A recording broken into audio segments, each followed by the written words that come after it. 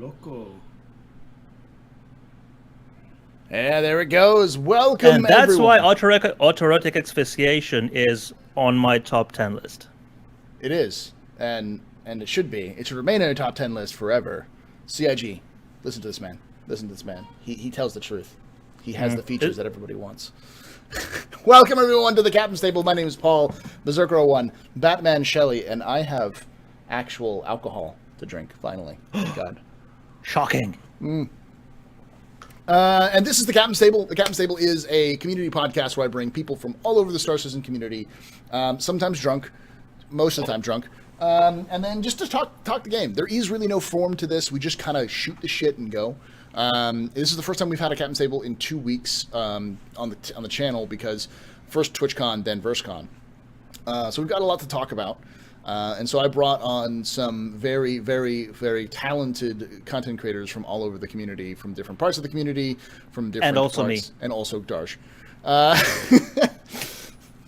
So I wanted Gio to come on here because I did want to shoot the shit about. For maybe people don't realize is that the Captain's Table specifically exists. Captain's Table and Redacted Podcast both exist because we both were part of the Starcast long ago, and Gio and Board and Gray and I, with Clifford Miku and Geek Domo, were the cast members for that, and it was such a fun thing that we all wanted to recapture it again. So at some point, I needed to get everyone back onto the Captain's Table, and I don't think Domo streams anymore. I know he does YouTube, but I know he's a YouTuber now. Boo! That's the opposite. You're supposed to go from YouTube to Twitch. Twitch, yeah. What the fuck I'm doing? That's a sinking ship over there. God, the adpocalypse, man. It's like it's actually like an actual apocalypse. It's just slowly people taking people to realize how fucked they are. Like it's over time. Oh, I know now because there's some videos I'm not even talking about anybody or anything. I mean, I'm just explaining about like a new early access game or something. I'm getting demonetized. I'm like, dude, I didn't even do shit. Oh, are you kidding me? I don't even bother monetizing my videos anymore. Like I'm gonna start doing the Jinquisition style and just like start putting in random music from other things, just so that if I get monetized, then somebody else will like they'll have a claim war over monetization, so nobody gets any money. Or some fuck off. Just because God damn it, YouTube. But let's skip the content creator politics and move on to who is here. Let's continue with that. let's start at the head. That's fun. Let's start at the head of the table with the Romanian who won't suck your blood, because he's now from Romania. That is probably the reason. Yes. Yeah. Mr. Golden Ticket. Mr. Golden Ticket. Mr. owes Gio some crepes from last Citizen Con. Darjanator, who are you? What do you do in Star Citizen? My name is Darionator, player of Star Citizen, attender of Citizen Cons, winner of Golden Ticket SSDs. Twitch streamers know me as the song request troll. Discord dwellers know me as the Master of Snark, and there may also be some other names that you are not familiar with, and so powerful they may not be uttered in this universe. 60-Minute Man, I think is one of the nicknames. Cuddle Bears. I'll go with that. Cuddly Bear, Pookie okay. Brain. You know, these are all great nicknames he has. And that's just from Meyer too. Not even, Yeah, exactly. He sniffs things off certain people's sing-alongs. Now we get into the meat and bones. Hey man, if you haven't done coke off of certain people's ding-alongs, then you haven't lived a life. You know, that's what I've heard. That's what Darshnader's told me. Oh yeah. Next we have the man, the myth, the legend, the cart himself, Mr. Black Jurassic, which I am never giving that nickname up, Fast Cart. Mr. Yeah, that's fine. You're the master. You're the master of clips, and that was like the perfect clip moment of all time. Like I can't ever clip card. I mean, That's your name now? my most famous clip is probably Paul. Stop peeing. Yeah. Stop peeing. I've had someone since then. Fast Cart. Who are you? What do you do in Star Citizen? All those sorts of things. I am Fastcart, also known as FC, also known as Black Jurassic, also known as the ambassador of the Star Citizen community, also known as the icon of the community, also known as so many titles. But I was first claim to fame is the package chart that I maintain for Star Citizen. There haven't been many packages released in the past few months. Well, not a few months, but since the X1. So I haven't been posting updates, but I have been updating the chart. Like I added the Pioneer to it, but that just a row and hasn't been a full on package. And I just want to say that I'm glad to be one of 2/5 of the black people on the panel today. So thank you for having diversity. Yeah. Oh, if we're Really going, to be honest, if I get technical. if we're going by sort of just like the hue of the skin, I'm more black in Midsummer than Geo Get Money gets ever. Hey man, that's my half white coming out, man. Oh man. No, but I know it's all about the state of mind, isn't it? Yeah, no. Yes. I need to do an all African African captain's table, and I find the one white South African guy who streams Star Citizen to put on that channel. That would the one. And that person would be more African American than just about anybody. Oh no, it was funny because we actually had a guy in college who was from South Africa, and he was super white. But his parents had moved to America. So he grew up. He was born in America. His mom was American. His dad was South African. So they moved back to South Africa because his father was a professor, and they moved back to South Africa so they could fight apartheid in the 80s and 90s. And then they moved back in the early 2000s, and he went to school to the same college I did. And we used to hang out all the time. He's like, he is probably the strangest African American we have in our school, because he's literally like, if you looked at he is a first generation African American, president. We used to run that joke into the ground all the time just because of this dude was blonde and pale. Like the only way he could get more white was if he became translucent. Like that's how white this guy was. Do you also know one of the most famous African Americans? Charlize Theron. Yeah, I was thinking about it. Charlize Theron's South African? Yeah. Yes. No, I didn't know that. Ooh. Yep. Charlize Theron. Charlize Theron. She plays a lot of love interests in comedies. She was in Monster. Yeah, she was in Monster. She was in 1,000 Ways to Die in the West as the. And she was in the Will Smith movie. Look her up. She was. Yeah, she was in iRobot. No. Yep. Was that her? No, that's not her. She was in Aeon Flux. She was the blonde chick without the arm in Mad Max. Not Yes. the blonde, the bald one. Yeah, she was the. Charlie's Angels. All right, not Charlie's Angels. Well, Charlize Theron. Close. Kill Bill. I meant Kill Bill. Her. Okay. no, that's Uma Thurman. That's Uma Thurman. You're messing us up on purpose now. I gotta go back and watch the movie. I'm all fucked up. Oh. All right. Somebody fucking link a picture of Charlize Theron, possibly naked. Well, I'm not gonna be naked. She's an attractive woman, I will say that. She is a very attractive woman. Look, her. So someone did it? Everyone here has seen Mad Max, like Mad Max Fury Road. She's the one who had the missing arm and the bald head. I didn't watch Furiosa. Mad Max, She was, unfortunately. How have you Furiosa, not yes. seen Mad Max? I was Hancock. You ever seen Hancock with I didn't Smith? watch it. Gio, you need to watch Mad Max Fury Road, man. Just stop the podcast. just Go go. watch All now. right, see you guys later. I'm fucking out of here. And Prometheus, the evil blonde chick in Prometheus. Have you seen Prometheus? So I I don't did think see He hasn't Prometheus, seen man. Prometheus. I have seen Prometheus Wait, because have- the speech that Waylon gave at the TED 2023, it looks like the speech that Yes. Silas did for the Pioneer. Wait, That's the purpose. It was purposefully like that. we're probably. still doing introductions, right? We haven't gotten to the other 1/5 of the black people. Yeah, no, we haven't gotten to everybody. This is welcome to the captain's Well- table. We go off on tangents about nothing all the time, and sometimes we talk about Star Citizen. But And we haven't even started Well, drinking me and yet. Saul, we're not going to be able Bitch, to top catch this up. ass card. I mean, I that introduction, don't have you're too anything. cool for us to catch up. I mean, so what's the point? we can't. No one can like come after Fast Cart's amazing intro. Like, Yeah, we should have saved him for last because can't no one top that. there are only two people I know who have been identified as Star Citizen Gio, ambassadors. Gio, haven't you learned your history? You don't put black people on the back of the bus. Jesus Christ! Fast Car said it, not me. Oh, that's a C It's Dizzle okay comment. because he's black. Fast Cart is channeling C Dizzle. At this point. Wait, if Sorry. he's part of the podcast, who's gonna clip this shit? No, he's going to clip it. He's going to clip it. clip it. He's going to clip himself.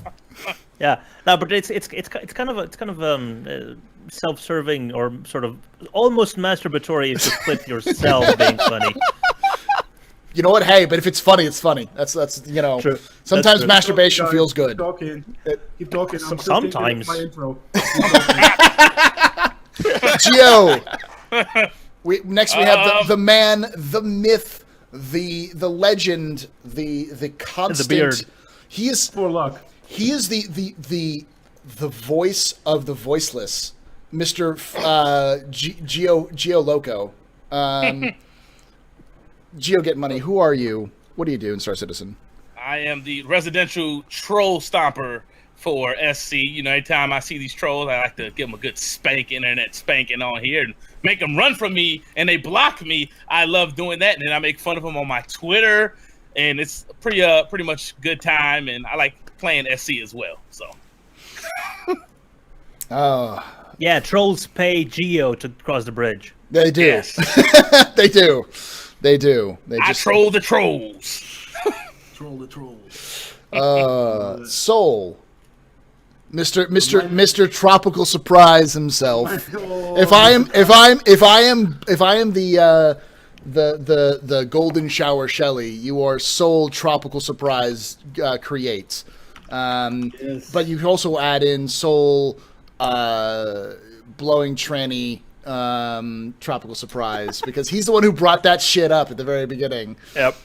About Darge blowing a tranny on his way back to It's Gamescom. car related. It was transmission. I mean, I don't know why. How could you interpret that in any other way? He blew a transmission, man. Like, how could you? Jesus, God, get your minds out of the gutter, you filthy 14-year-olds. God damn. On them trans, man. I've never seen a car's tranny with a ding-along where you can stick it, you know. Gonna learn today. Oh man, you guys thought I was bad. It can only go up from here. Oh my god, it was good though. It was a good episode. My name is Solda creator of things, creator of all the things, Tanks. member of the Addicted. Oh, Podcast. tanks, not taints. I'm gonna be fancy and sit for a look out of straw today. We've been 15 minutes in, and we haven't even talked about Star Citizen yet. Nope. Good times. Oh, Good times. why is that? That's not right. Why is it saying that? I just updated it. Oh, god damn it! All right, I'll fix that. I was on there too. That was the last time we did the show. No, And Soul is a bit quiet, yes. I'll turn up Soul. Ah, good. I may have muted him a little bit because he. There you go. You're good. He's loud normally. Is that what it is? Well, no, it's that at one point during the Addicted podcast, last time I was in Addicted podcast, you were super loud and like Madness was like, Oh, it went up and down. yeah, and Madness was like, yeah. I'm Madness. I'm here to talk about it. Like you could barely hear what he was saying, so I had to like swap your yeah. volumes. Paul, have you ever thought about doing ASMR YouTube videos? Hi, my name's the Astropub. I'm here to tell you about my day.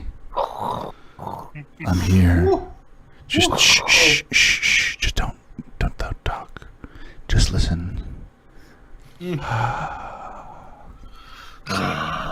no, that's not ASMR. That's Russell line real quick. That's something completely different. Make sure you clip that shit. You can also make money doing that. I'm just saying. You can make good, honest, hardworking. Yes. There was a day Yeah, I would let's just leave it at that. Let's just leave it at that. There was a day I would send my boxer shorts all over the world, you know. All over the world? All over the world? It had like the tire marks in it, you know. That's a car thing, Dutch, you know. Yeah, totally. All right, let's marks. get Skid let's get marks. down to the actual content that we're supposed to be doing. Darj, we'll start with you. Actually, no, let's go backwards because we did the intro. So we'll start with Soul and we'll go back. Oh, and if you guys are watching me, I'm the Astropub, I'm Paul. And I'm not important. I'm just the host. Soul, I want you to give me those three things. What did you like? What did you dislike? And what were you surprised by? You can go all the way back to 2 weeks now. So, like in the last 2 weeks, CitizenCon and any of the ATVs. I have time. Go. He's ready to get booze. Oh, he's ready to get boost. Nice. And what did I like? I was very impressed with the Pioneer. The Pioneer, although even if I had the money, I would probably not buy it. It's something definitely work towards to in the game. You know, it's something that I definitely want to own eventually. What I dislike, I'm not too much of a technical guy, so all the technical things in the CitizenCon were, I don't know. I don't want to say it's boring. It's just I don't like it to see. I'm not too interested in it, so I skip those things a bit and try to avoid them. And what was the third one, Paul? Sorry, man. I'm already 2 glasses in. What did you like? What did you dislike? What surprised you? What surprised me? I think the Pioneer as well. I think I liked it, and I was surprised by it as well. It was definitely they stepped away from the game changer a bit, you know. Although I think it's something that is going to make you a shit ton of money in the game, as long as you keep it protected and as long as you keep it up and running. But it was something I did not see that coming, to be honest. I had other things in mind for the, let's call it, game changer. I will say that this CitizenCon was very. I think it covered all the bases you needed to, but there are some panels that I just didn't give a fuck about. You know, that's what I mean. That's what I meant with the technical stuff. The I don't GPU stuff, care. I'm sure. I know there are people who love that stuff. Who are like, oh, I want to know all the details about how many layers and you know, let's talk about the pixels and the polygons. Let's say how many polygons we can put into this one flower. Let's go through this right now. My name is Bob Shelley, and I'm here to make happy little technical manuals for you. You know, like there are some people out there who literally love this kind of stuff. I know, Darj, you said you like that kind of stuff.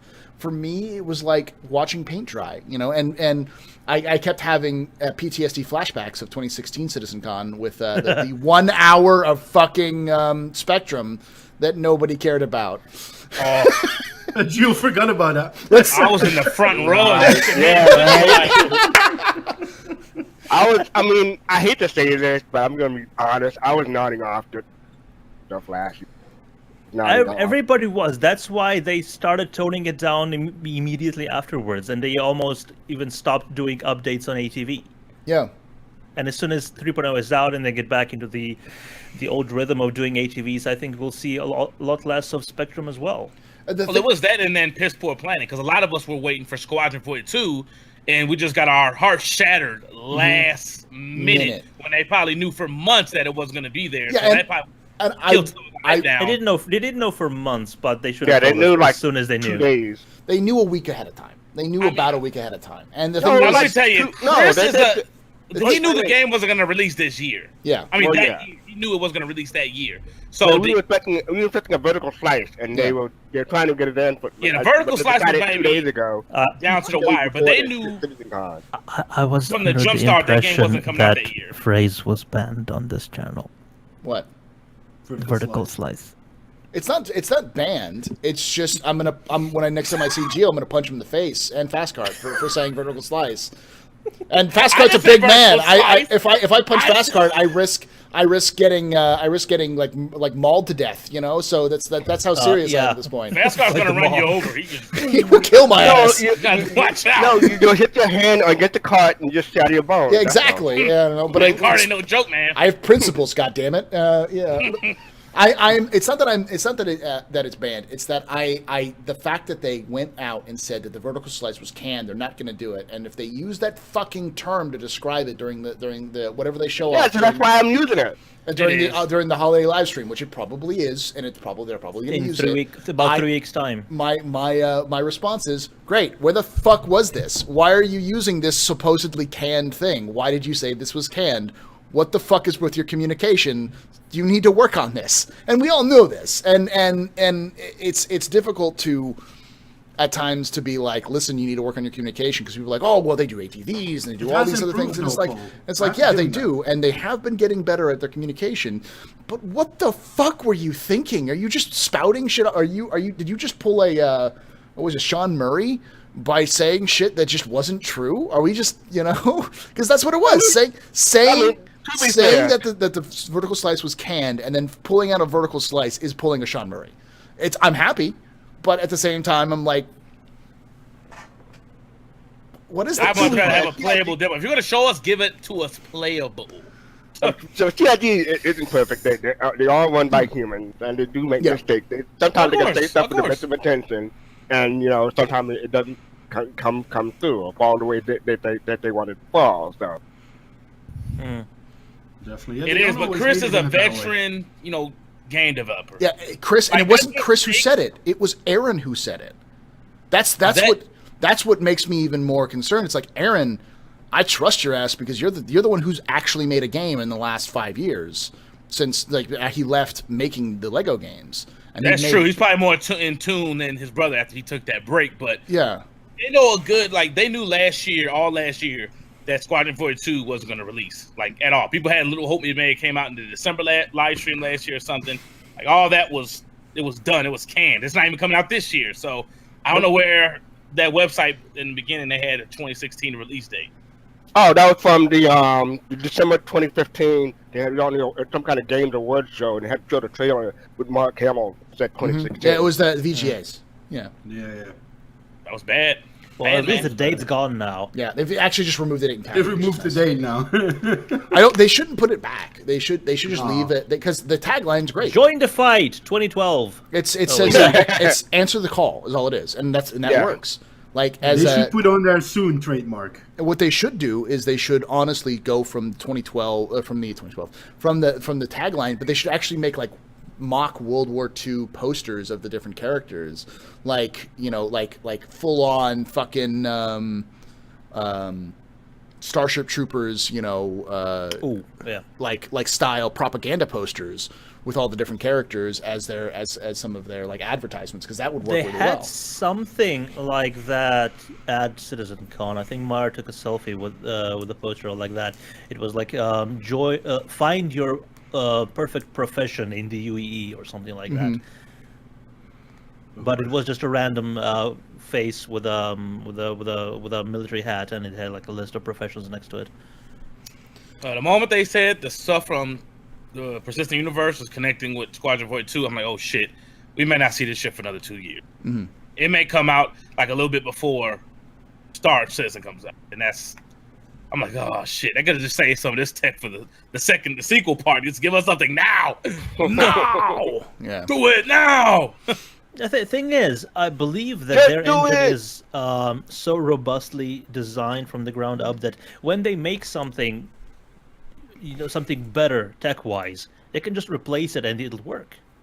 So when they can continue working on the game, getting all the gameplay in place, and the storyline and everything, and as they continue to work on the engine, even though they have everything cemented, okay, we can release with the way it is now, but because the actual game is not going to be released for another 6 months or whatever, if something technologically is still developed, they can just replace it and it'll be fine. It won't prolong the actual main reason why the game is taking so long. Yeah, though there are some technologies that are linked, which is one of the reasons why that it took so long in the first place. It's the reason why the delay happened. Well, it's subsumption, for instance. Yeah, no, they straight up said the mission system and the open world, they admitted it finally. Is the reason why Squadron 42 was delayed, because they went from having this wing commander gameplay line. You've got an area, but you jump from here to here to here to here to here and back to the your carrier. To point A is here, point B is that moon, and you have to go between these points and scout. And then there's the stress call at point C, which you could go to, but you don't have to go to. And then there's your main mission is over here at point D. You know, and so and this is all takes place in the huge star map in the actual an actual system. That is a very different way of doing missions in a very different environment. So it changes up how you play the game and even the game itself in terms of what you choose. So I just wish they would have told us that sooner. I mean, I'd have been way more understandable to now. It's like last minute, like, oh yeah, we're adding this to that. And like, oh well. And Nerd Council from the jump. You can. I mean, anyone on this table can talk whatever the fuck they want to talk about. I'm under NDA because I'm part of the Evocati, and I know a few other people on here are Evocati as well. So I don't know if everybody is. If everybody here is an Evocati, then we can't talk about shit. But if anyone not Evocati, they can say what they want to. I haven't seen any leaks. So I don't know what leaks you're talking about. If he's talking about the Squadron Void 2 or the Evocati stuff. I don't know. Oh well. I said before, I see it when I see it. I don't want to see leaks. Yeah, Squadron Void 2, no. I don't care about leaks. The universe stuff, yes, I will look at that all day. Yeah, I know there's stuff about Squadron 42 that you can get. Like, was it like the full script or just a part of the script? I was linked that, and I just knew. Yeah, I actually saw that all of the mission titles back in 2013, 2014 when that leaked. I know all of the mission titles and the summaries. I know the story. They leaked the story several times. I don't want to know. I want to experience it. Since that happened. Yeah, it's been almost so long ago. It's been 4 years since a lot of this stuff's happened. You know, I was just looking at the assets, like the ships and shit. I was just so impressed of how far they were at the time, because that was one of the times we went through content drama. Dude, what the fuck is going on? And then that leak came. I'm like, okay, I feel a lot more comfortable after seeing that. Mm-hmm. That's the reason why so many people felt that they actually did it intentionally. Anyways, let's move on to Geo. Geo, you I want your three things. Your what did you like, what did you dislike, and what surprised you about the this last 2 weeks? Anything like ATVs, CitizenCon, whatever. I really did like the animations. I think that was one of the most underrated things that people haven't been talking about. Those animations were beautiful. I mean, especially when you play PUBG and you miss just walking over stuff and vaulting, and you see how much detail they're going into it. Now, I really did like that. Ivo Herzog is a genius magician. Yes. Straight up. Yeah, he did his thing up there. What I disliked is for the demo they used the shitty Aurora and not the Terrapin. It irked me so bad they used that flying cockroach. Terrapin's not flyable yet. I'm going to disagree with you only because it's the best ship in the game, and fuck you, Geo. But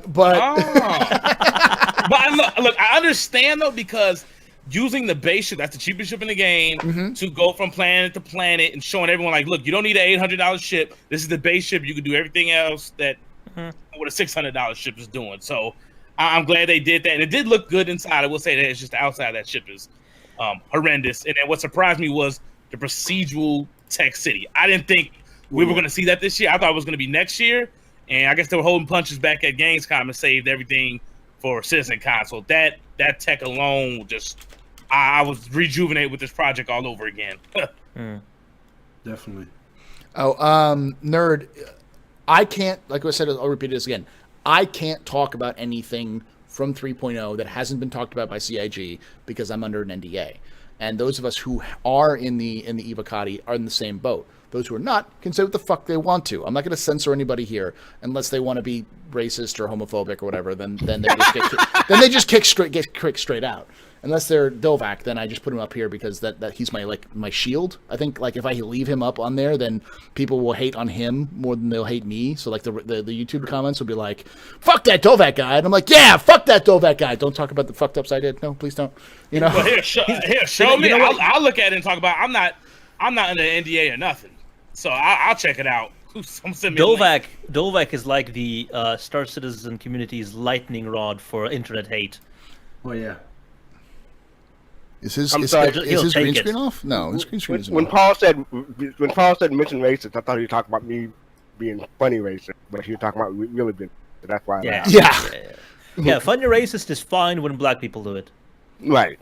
Well, it's funny when it's actually funny. There's a limit. There's a rumor, and I think that also goes into things like game writing. Like there are things you can do that are funny if a character is like a sexist or a homophobe or something like that. It can be funny if they say something or they get their like, whoa, what the fuck happened, kind of thing.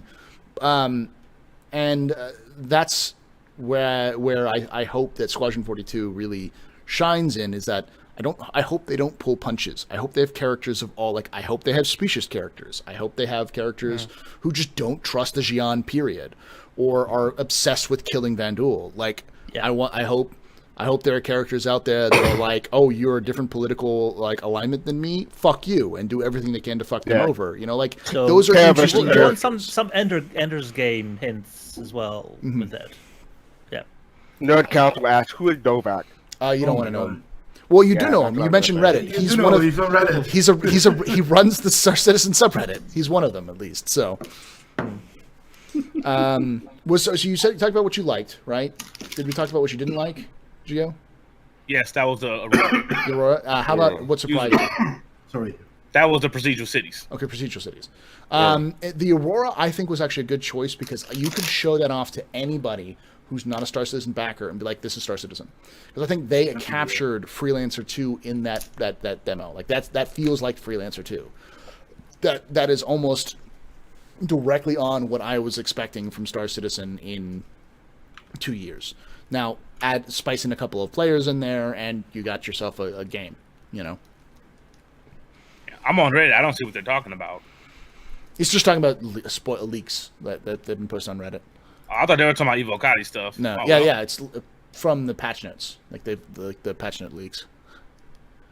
Huh.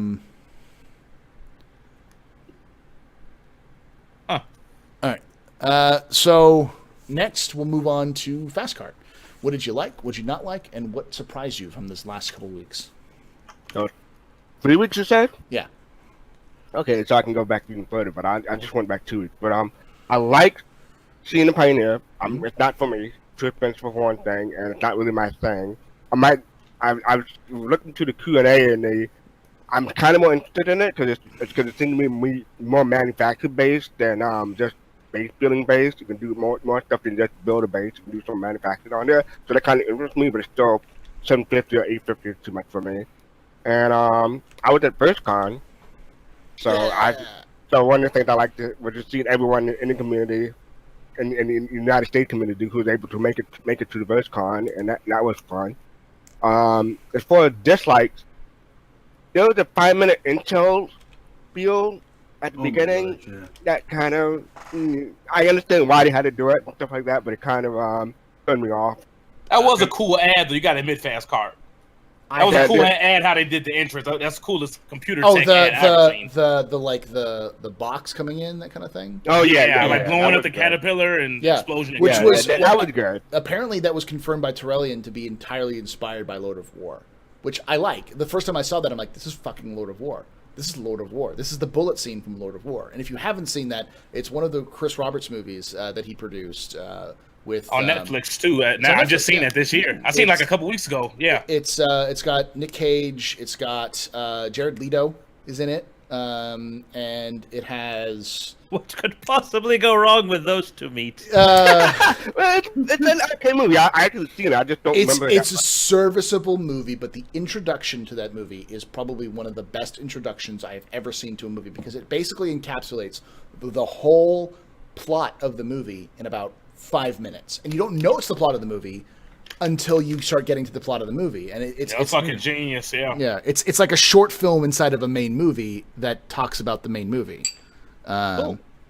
It's not on my Netflix, but I'll have to get it some other way. Yeah, oh, they must have took it off. No, it's regional. It's regional. It's like I can watch Star Trek Discovery on Netflix, but you people can't. Yeah, Jared Leto, the main singer behind 30 Seconds to Mars. He also played the Joker in the latest Suicide Squad. Yeah. Which everyone hates on. I think I like that Joker. To be honest, it's cool to me. Of course, it's not the one from the old Batman. But. People are divided about the Joker, but I can, say that everybody loved his performance in Blade Runner. Oh yeah, he was in Blade Runner, wasn't he? Yeah. I haven't seen that. Yeah, The performance of that character was spot on. We are totally the reason why that movie failed. But that's one of those movies that is, if you haven't seen Blade Runner, you need to see Blade Runner. Because if you like the first film, you'll like the second film, and it is nothing like the first film in the sense that it's it's a true sequel. It's not like a, hey, let's bring back and make everybody remember about the original Blade Runner in that kind of typical way. It's like the Are you original. trying to say it's not the Force Awakens? No, it's not. It's not supposed to be. It's designed to be literally a true sequel to the original in the sense that it continues the story from another perspective. The whole like the latest Blade Runner is good, and it made me feel like I'm happy to be alive in a time where that can be made again. Even though it was almost assuredly to flop, and it did, because it doesn't fit the kind of niche everyone would like it kind of film. It was still it was a very pure film, and I like that. Well, I barely seen any commercials for it as well. So that's kind of their fault because they didn't put that much money into marketing. They didn't have. Well, they put a lot of money into YouTube marketing and some other stuff, which was smart. Then they had the anime prequel. Well, not a prequel. Yeah, I guess well, YouTube gives its ads if you say a little curse on it, and then no ads get around your video. So yeah, that's a bad place to advertise. It's also probably one of the reasons why I didn't do so well. But it was destined to fail because the original failed in theaters. Like it's not a type of film. It's not a popcorn action movie. It's not Star Wars. It's Blade Runner. It's probably my favorite movie of all time, though. Yeah. I just had a bit of an epiphany. Bluesy, you didn't know that Blade Runner 2 is out? It's been out for like a month. The marketing sucked. It'll probably do well on Blu-ray. Oh, it'll do great on Blu-ray. I think it'll do great Blu-ray, in Netflix and stuff all like that. Shit, yeah. What was that? What if every time you say a dirty word on YouTube, you would cover it with a fart sound? How would that go down? You still get demonetized. They hate. Well, no, I think if you put like censors over like every time you curse or something, I think you're good. Because that's what Linus Tech Tips does. But like Board Gamer, when he says ships, they think he says shit on every video. So this shit and that shit has better stats, and they think he's saying shit. So they demonetize him. Well, that's how fucking stupid YouTube is. That's crazy. Yeah. Yeah. Also, anyway, even though it may have been a flop, it still made enough money in box office to cover the budget, which is fine. But the movie companies don't determine.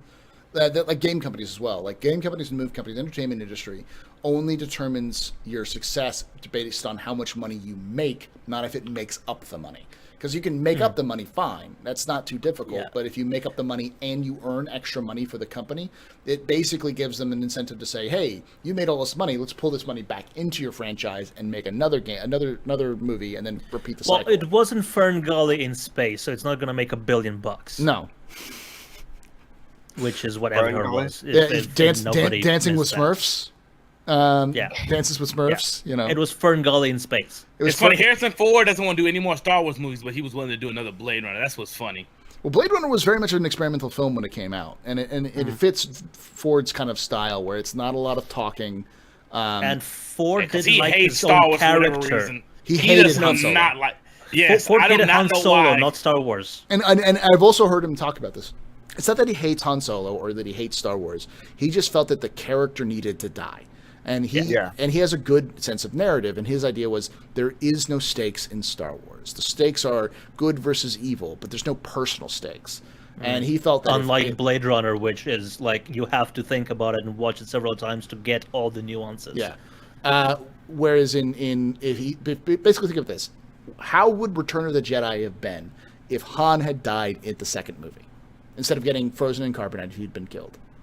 That would have been a very different film. It would have been much darker. It would have been a revenge film. That's the reason why it was called Revenge of the Jedi, originally. It was that kind of concept. And I can go nerd on you on that one, but I'm gonna let that slide. I know it's not originally that. It wasn't originally that he was going to die, but like he proposed the idea to Lucas, and Lucas had the idea at some point about it, but he shit-canned it pretty quickly afterwards. And I think the stakes would have been much different. I think it would have been a better movie than it originally was. And I think Han Solo is one of the coolest characters in the ever. And Cool needs to die, because if Cool dies, then suddenly the shit goes from being happy fun time on Star-Lord to being holy shit, we're all going to die because the cool guy just died. Well, I hope that corny fucker dies in the next one. Who's the stormtrooper who turned good? That motherfucker needs to die. The character needs to die. Him and Jar Jar are the most annoying characters. I hate them. I like Jar Finn. Jar was on par with the Ewoks in annoyance factor. I like the Ewok, but I was young. Well, Finn is worse than all of them. Exactly. I hate Finn. I want to see that fuck die. Captain Phasma kills his ass. Both Ewoks and Jar Jar were aimed at a younger audience. But doesn't it? You have to remember, one of the Ewoks did die. Yeah, Wicked. No, Togar, kill the black guy. A lot of like Will Gungans Smith. died in the battle of Will Smith. Jesus, I'm off today. Samuel L. Jackson. Samuel Jackson. Yeah, they killed the cool black character off. This dude's a cornball Disney star. Get him out of there. I think I'd be willing to see him develop a little bit more. You know, that's the thing. Let's get back to fucking Star Citizen. All right, let's not talk about Star Wars. So I did my like the Pioneer and seeing everyone in VerseCon. That's And my the dislike. I disliked the Intel stuff, and I was surprised by seeing freaking Minesweeper make a comeback for as a developer tool. Like, what the heck? Never saw that coming at all. That was a surprise for me. Yeah. And 2 weeks ago, but within 2 weeks, actually the dev put out a size comparison chart for the various ships. I put a link in quick chat, and it surprised me with Constellation, which is considered large in the same category as the Merchantman, and Polaris is considered a capital.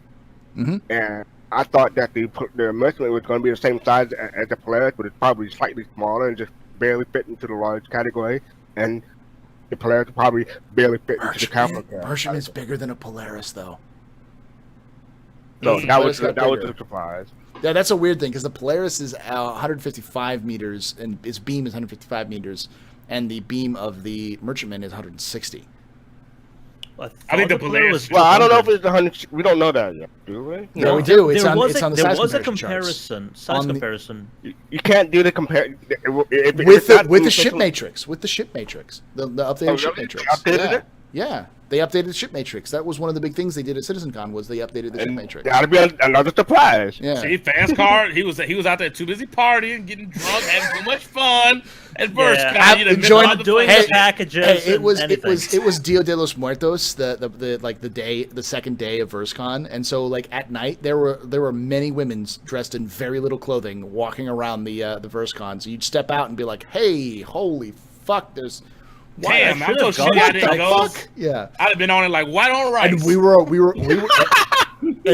a block away. We were straight up a block away from the main drag of bars at 6th Street, and it was yeah. I'm just saying that. I'll just leave it. Oh my god, who's the star nerd coming up to me? That's it for me. I can't wait for my bottom measurement. That's all I'm saying. You may get it in that point. What if it's based off in volume and not beam, though? Yeah, that could be the case. The one thing about it is that the I've been saying for a while that the Constellation's a large ship, and people are like, "No, it's a medium ship." I'm like, "No, they have always classified it as a large ship. It's a small large ship, but it's in the large category." As much as that sounds weird, like each category has small, medium, and large inside of it. Like an M50 is not the same size as a Super Hornet. Super Hornet. They're very different sizes. But they're both categorized as small ships. But they're both categorized as small ships. And, like let's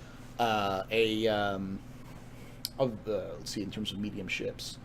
We really don't have a lot. The Freelancer? The Freelancer is not the same size as the, no, because of Vanguard. They're about the same. Medium seems to be the most consistent because they're all about the same size. What about a Cutlass? Cutlass is now with its new size upgrade. It's actually the same size. It's slightly bigger than the Freelancer. But they're all about the same. They're like within a couple of meters of each other. Well, until we have an in-game model, I think we'll have to defer from classifying it because as soon as the Pioneer is put into the hands of the Manchester office, it's gonna grow. Yeah. No. Did anybody see the freaking concept art for the remade? Mustang? I love that. Beautiful. I love it. It looks so much bigger. It was on the It test. looks so much better as well. bulkier. Yeah. It looks. You gotta get rid of the stupid wing landing gear as well. Well, the camera adds 5 pounds. How many cameras was it carrying? There were 7 cameras on it right there. It was a camera inside a camera inside a camera.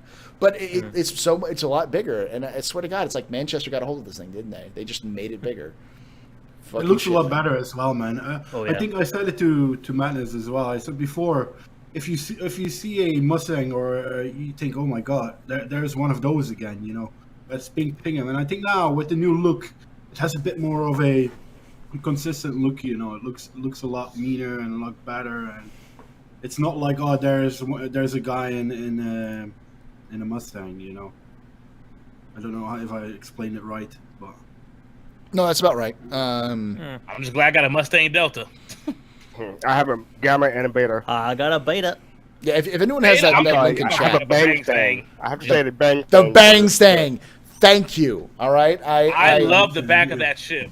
Like, I It's- would definitely take that to go exploring by myself. It's the Winnebago. I would just say it doesn't surprise me, Gio, that you like the ass of that ship, that you like the Yeah, I back was of the gonna Bang say- Stang. That ass, You don't like That ass of that Bang Stang. You know. That ass, though. And you cannot lie. Motherfuckers can deny. No. That doesn't Imagine punch above all its those weight class. motherfuckers. No, but it does bring all the boys to the yard. That is what it does. Jack Assery. Above his weight class. God damn, I love that line. That meme. Oh my god. Oh, Imagine all the bunga bunga parties I can have in my banner merchantman. I have one too. Nice. Darsh, because did you get what? Yeah, you already got what surprised you, didn't you, Fastcard? Didn't you? Yeah. Yeah. So Darsh, your same three questions. What did you like? What did you dislike? And what surprised you? Right. So it's got quite a bit of a long time to stretch, but CitizenCon is basically all of it that I'm gonna focus on because it was just so good. After last year's attempt at something, I think this year's CitizenCon was. Can we pause for a minute? And I think 4 of us were at CitizenCon last year. So were you at CitizenCon last year? Me? Yeah. Soul, I don't think he No, was, no, but the rest of us were. Okay. Can we all just collectively agree that 2016 CitizenCon was the worst CitizenCon that's ever existed? The thing I, is, I thought we when agreed that we were not going to talk about just The thing is, 2016 because it didn't 2016 happen. 2016 CitizenCon was the first CitizenCon I ever went to. First time I went to California. First time I went Okay. to LA. So when you put that all together with me, I can't really say it's the worst one. But it was only I've only been in the community since 2014. So this is on my 3rd year in the community. So Yeah. You could go back and watch all of them. This was pretty much the worst. The only reason why it was fun is because, hanging out with you guys. Because Yes, when exactly. Astro Pub came out early, he was like, dude, I feel so fucking gypped. I'm a little salty. I'm like, dude, I'm glad I'm not the only one. Because I feel so gypped. You got the golden ticket giveaways. You got to play 3.0. Fucking got exclusive skins on your fucking guns and trophies. We get none of that shit last year. Yeah. no, we had a brochure for the players. A brochure. And lanyards. God And lanyards, damn. which they got as well. They got And lanyards and lanyards. pins. Where's and my lanyard? I don't know brochures. what the fuck I did with that thing.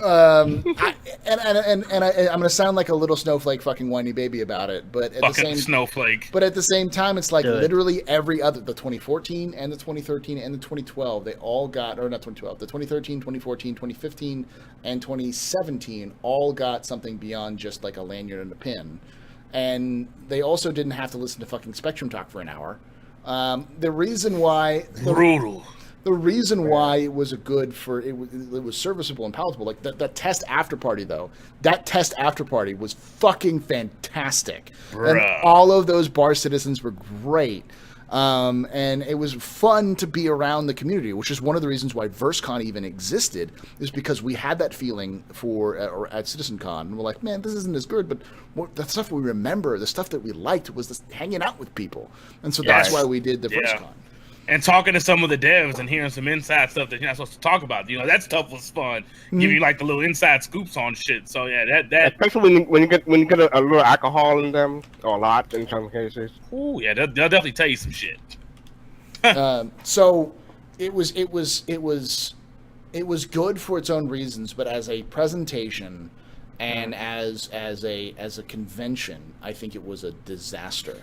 I think the 2017 CitizenCon is a good blueprint going forward, but it still makes me feel a little gypped that I went to the 2016 CitizenCon, because I'm like, well, I could have gotten all of those other things that I got at 2016 that I liked, and the cool shit too if I'd gone to this one. But Hey, I went to the 2016 CitizenCon, and I don't live on the same fucking continent as the rest of Yeah. the fuckers, so... Yeah, and you lost your luggage. Well, Darsh, I would have went this Don't year. talk They about waited- getting gypped. They waited last minute to tell us where sitcom was going to be this year. Yeah. Like last year, they let us know in like April or April. March. April. So everyone got their tax money. You go blow it, boom, we're going there. They Exactly. let us know, like, what? Thing is, I can In understand the that because summer? they had... Intel paid for it. June? Yeah, they did. That's what it was. Yeah, and that's That's still the too reason. long. And there's the reason why, because they needed to organize everything with Intel. It wasn't just CIG that was in charge of it.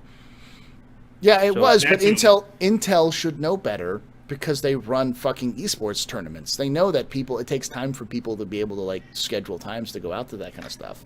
I think what happened was more than likely they were looking to do it and they didn't have the money really to make it anything better than 2016. And then they partnered with Intel, and by that time they partnered with Intel, they had the money, but getting to that partnership with Intel took them longer than they thought because they had to work out the details. Yeah. Dirk, see, I completely agree. I think they should have showed this shit at Gamescom and fixed up, polished up the Idris Battle for sitcom. Exactly, Totally agree. 100%. That was one things I was going to say is that if it felt like this would have been a better Gamescom presentation, and the stuff we saw at Gamescom would have been a better CitizenCon presentation because Gamescom was It's more widespread. that is more widespread, and what we saw at CitizenCon was a very focused new player, not a new player experience, but a new player exposure kind of thing. Definitely. They could have grabbed a lot of new players if they played that on Gamescom. That shit on single-handedly shit on everything at Gamescom. And I understand because last year we shit on them because it was like, oh, you did all the good shit for Gamescom. We got bullshit for CitizenCon. So it was like, damn if they do, damn if they don't. But I would not listen to us show that shit at Gamescom. That would have been a huge market. Don't listen to Procedural whatever cities, Dio dude, says. That's insane. And there wasn't even a free fly this I don't remember the last free fly. When was the last free fly? Like April. beginning of the year? April? Yeah. April, yeah. April. The thing was is that CitizenCon they sold. What They, was that moment? Are we talking about like the fact that they actually sold the tickets for CitizenCon 2016 in April and in June, and then they still they didn't sell the actual CitizenCon tickets for 2017 until July, like 3 months before the actual event. That's ridiculous. Yeah, For me, I would have to buy a passport and all that good shit, and then they didn't let us know the location. I like buying all my shit like months in advance. So I would have went this year, but yeah, and the thing is that my experience with VerseCon has taught me it takes some time to work out deals with conventions for places you want to put out a convention on, like CitizenCon, and you shouldn't wait until July to do it because people need to make travel plans, which are expensive the later you get. You need to book hotels, so unless you have a deal with a hotel where they book an actual, like you pay them money and then that money goes down as they get more people to confirm to these hotels. Like you need to book the shit early. You know, you need to plan ahead, and it felt like they didn't plan ahead this year. But it didn't. And in the end, it all came out in the wash because fucking CitizenCon was great this year. I think like It's just fantastic. yeah.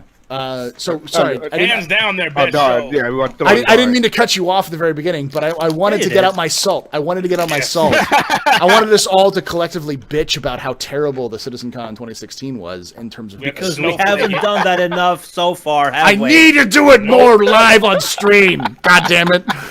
You fucking golden ticket, some bitch you. That's Right. what Darge now has an answer the octane and a question. raven. Now answer the 3 questions. Right. Okay. So yeah, I'm gonna focus only on CitizenCon.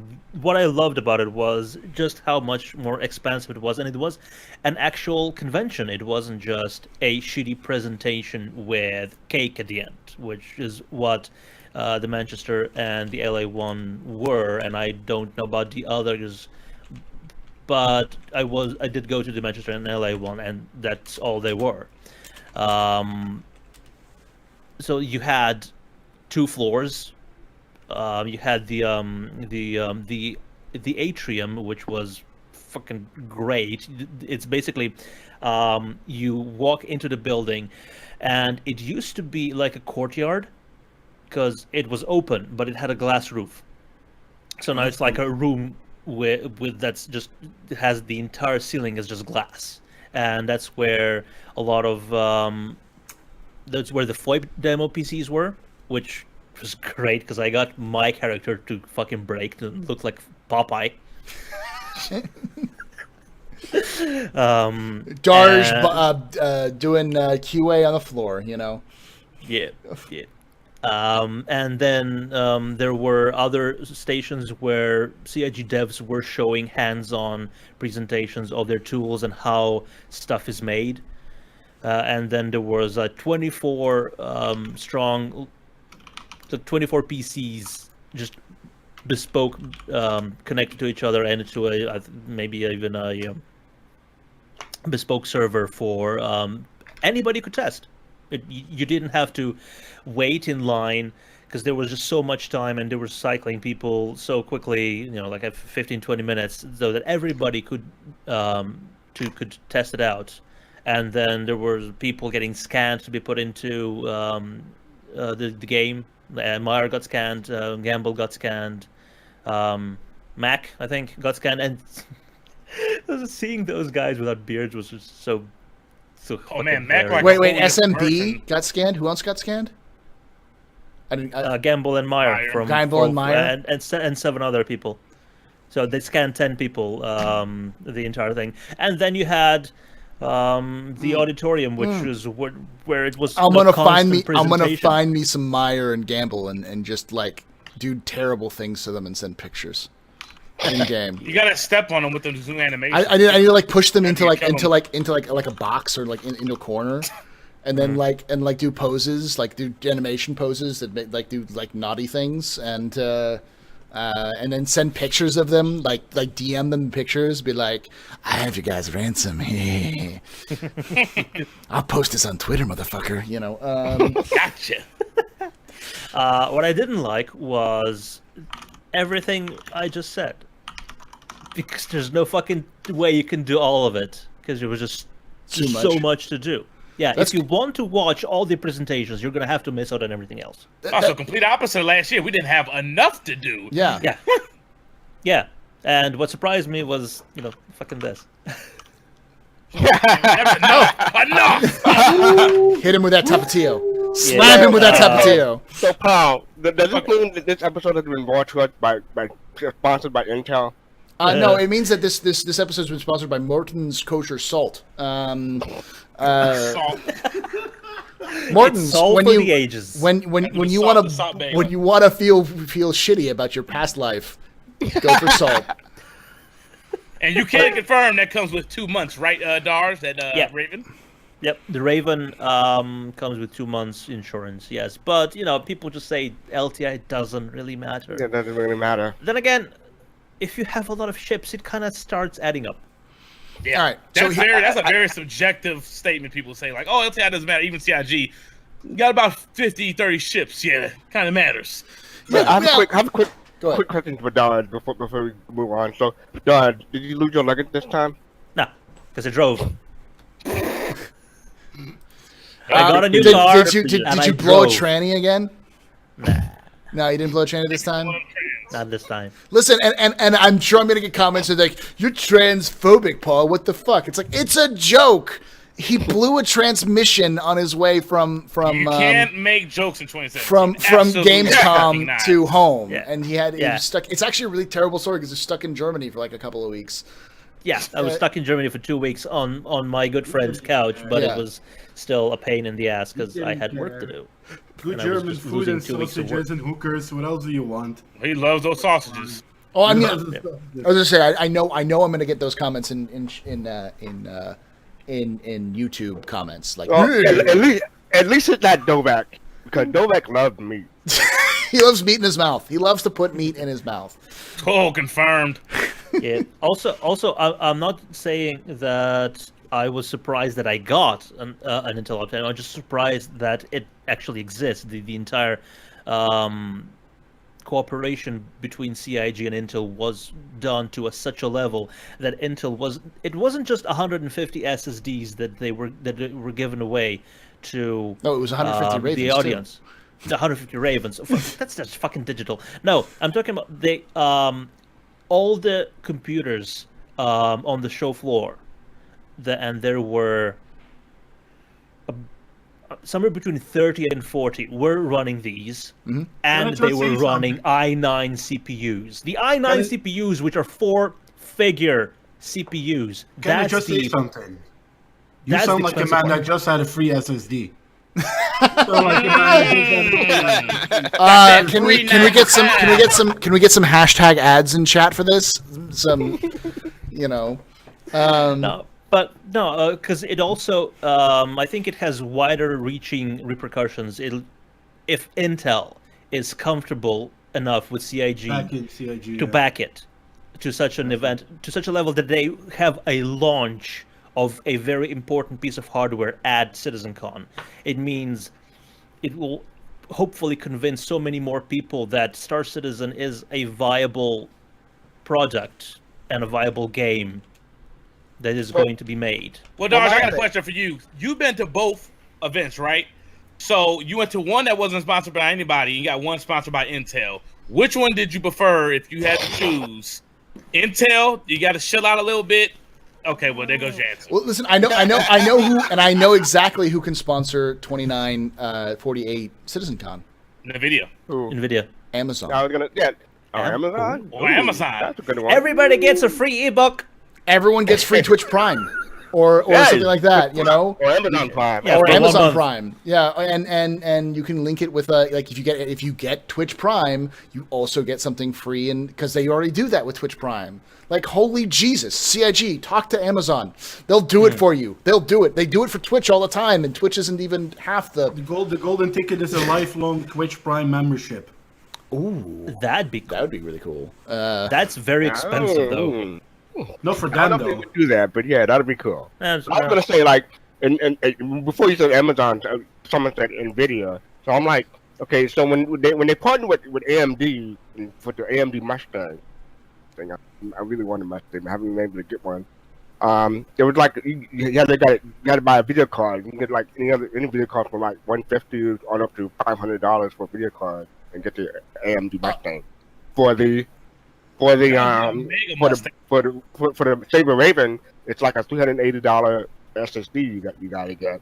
If they partner with Nvidia, how much would you have to pay out for whatever promotion It's a they had? 280 or 1280 or whatever those graphics. Well, see, this is what I tell everyone. The one with the AMD one was fine because you had other variants of the Mustang. So if you like that body, you could buy. There was like 5-6 different variants. The Omega also had the what was it, the Gamma? It was the a Gamma, the skin? Omega? Gamma, yeah.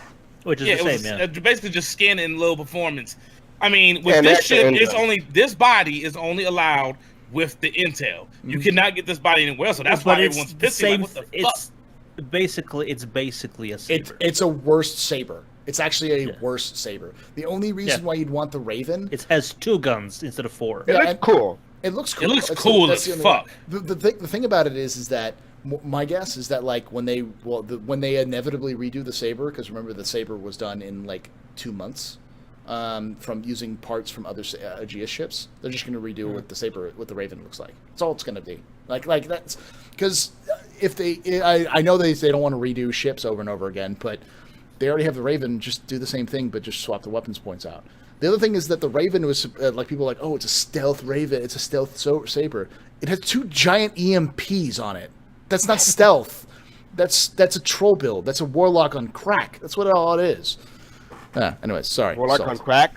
Oh, and having played with the saber at the game floor, it doesn't shut down when you fire the EMP. The Raven doesn't. The Raven, no. Do you think that is a technology that they're going to use for the Warlock as well, or do you think that is the same? For sure. exclusive? It's the same. I think all EMPs will like that. You know, that's just how that works. Yeah, I'm just because the Warlock does shut down itself as well. That is So- kind of a starter ship as well, though. This is kind of more advanced. Yeah, so it maybe has, Fisher Price, my first EMP. Also, I do want to say this, Uber Nerd. I didn't know you got partnership, but congratulations on getting Switch partnership. You guys- Congratulations. I mean, yesterday we was talking about that. Yeah, so congratulations about that. There's lots of people. I mean, freaking Captain Kim got his partnership. Uber Nerd got a partnership. I expect Dr. Drones will get his partnership here shortly because of the same kind of thing. So, goddamn, man, good job. Nice. All right. So, was there anything that Did you go everything, or did you just go over one? I think you went over You missed everything. Detox, man. Detox got his Oh, partnership. Detox got his partnership too. Yeah. Was there anything else you wanted to talk about, Darsh? Because I think you talked about what you liked. No, You talked about. I got liked, disliked, and surprised. Yeah. And there's something that someone says like, "Hey, no more sponsorships with other things." It's like, man, they're paying for shit. Like the Raven was made with Intel's money; they paid for it. Like I don't have any problems with sponsorships, and if people do, it's like that's how shit gets done. That's shit that you don't have to pay that a big company is paying for, and CIG is smart enough because they've got good lawyers to just be like, we're not doing So shit. on for the you. one Fuck you." hand, people bitching about CIG spending money on shit like spending backer money on shit like that, and on the other hand, you have people bitching about CIG getting sponsored to do shit like that. I'm not gonna lie. When I saw that Saber Raven model, the thing, I'm like, they spent money on that. That was in my mind for like 2 seconds. Yeah. It's okay. Well, But, let's be yeah. fair. Let's be honest. The dude who made that is the same guy who made the Big Benny's machine, not Benny's machine. He made the desk locker for and the Gamescom. desks for Gamescom. Yeah. That dude would do that shit for free. I mean, obviously he can't, but like he's, pretty good with that kind of stuff. And he Partnership had 30 costs one days to do soul. it. He probably owns a Saber Raven as well now, so he's happy. I mean, I just wish that they would have made like how they did the other Saber. What was the name of the other? It was blue camo with the cannons. Comet, Saber Comet. Comet. If the Yeah, just the Comet skin. would have came with that instead of a whole nother different looking hull, I think people would have been cool with it. But the fact that it's like a whole different looking ship and it's the only way to obtain it, that's why people are shitty. Other than that, it'd have been a good sponsorship. It was the only way to obtain it. Obtain. I see what you did there. This is relay station all over again. Yeah, but if we get that same quality like we got this year, then I mean we're gonna have to just put up with it, or go back and look at some of the other presentations that were shitty and shit was breaking down and everything's fucking delayed a lot by a lot. So I don't know, went pretty smooth this year. Yeah, no, and people are saying, well, we don't know exactly what Intel paid. Intel had a hand in something because this is the first time a CIG stream hasn't, or CIG convention hasn't fucked up in some way at all. No. It was 1 hour late, but that had was because of nothing people to do coming with in, the way they were prepared. It was basically people getting in slowly. All right, so I think that's it. That was the podcast for tonight. That's it. We're done. I gotta go. No. Also, something Bye-bye. I wanted to see, and I think a lot of people wanted to see, was Chris Roberts burst out of the box that was brought on stage. Yes. Yeah, Well, the way that it was built, the way it was, and Gio literally just flipped his camera down. I love how he. Bye, Gio. Bye, Gio. The way that it was set up on the stage, it looked like there was a trapdoor underneath it. Because it's a theater, so I expected a trapdoor. I've been part of theaters with trapdoors, and the way that that looked like there was a trapdoor that you could like move up, and then someone could climb. As out a of the tropical box. surprise, he comes on. I was expecting Chris Roberts to climb. One. I expected him to crawl out and make a bad pun, like oh man, travel just isn't what it used to be, or something like that. As he crawled out of the box. And apparently there was more to that film, that box. Either before or after. Jay Lee said that he mentioned that there was more that they had made. That was it. And my guess was that it was just more of either something beforehand, how the box got to the Caterpillar in the first place, or just like if you've watched Lord of War, the intro scene. Don't spoil it, because I haven't seen it. And You need to see it, but like they have shots. I'm not gonna spoil it too much. They're just shots of people looking in, because it's Falling Life of Bullet. And they have people looking into the box where the bullet is. That movie, yeah. And just have people pick up the box and roll it, look at it and yeah, like pirates, and taking it, and then having them get arrested by the UEE, and then the box taken into evidence, and then someone taking the box up or whatever, something like that. I expected that's probably what they were cutting out at some point. So, speaking of them starting an hour late, so normally they start late because of the presentation behind. This time they started late because getting people into the venue behind. You think they'll ever have a happy medium where everything is on time?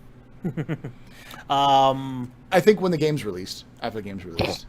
Like, well, the thing is that they need to build. Yes, the game will be released on time. Yes. Which is. Just watch Paul's head just go. No, I mean, like, once they've released the game, I think they'll have presentations which will be on time because it's no longer, like, scramble to put together something that no one's ever seen before, but, like, hey... That's not... I think they'll always be pushing the envelope because they'll be saying the next expansion or the next DLC or whatever. Yeah, but no one's going to be, like, pressuring them hardcore like they are now. Like, the expansion DLC for the first expansion, you know, to Star Citizen will be done in... it'll probably be given a lot more time, and because you have the universe to create, and they'll still be making small updates here and there, and then it'll be like a regular MMO expansion. It'll take a year or two for them to make it. They'll do some updates, they'll release it, and some big fanfare. But it's not something like rebuilding. It's not taking a CryEngine and making it into Star Engine. We're not talking about the same kind of issues. Yeah. Right. Now, I mean, I agree that there won't be as much pressure. There still will be pressure, and we don't know whether or not they're going to scale down their operations.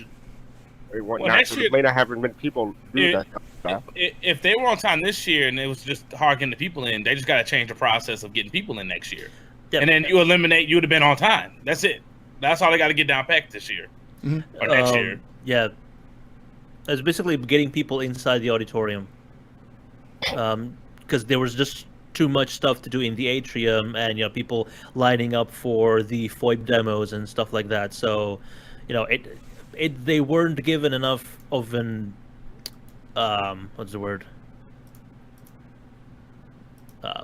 Time? Potatoes?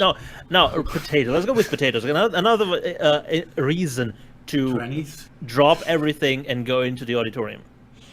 Yeah. So they had to be, they were basically, shepherding cats at that point. Just get in the fucking room. And not just cats, nerd cats. Nerd cats. Yeah, a lot of you guys bailed for the first presentation for the animation shit, which was actually, I think, one of the best ones. It was empty. I was like, "Why? What happened? Is everyone late? Did everyone leave?" I woke up late, so I didn't know what happened. So I rewatched it.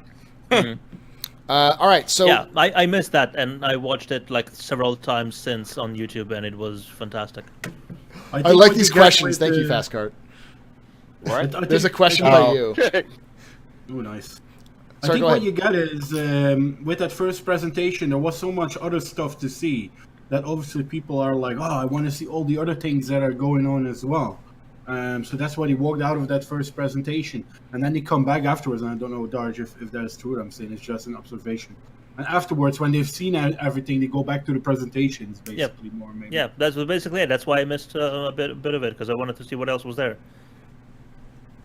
And Meyer was getting his head scanned, and I had to stream it.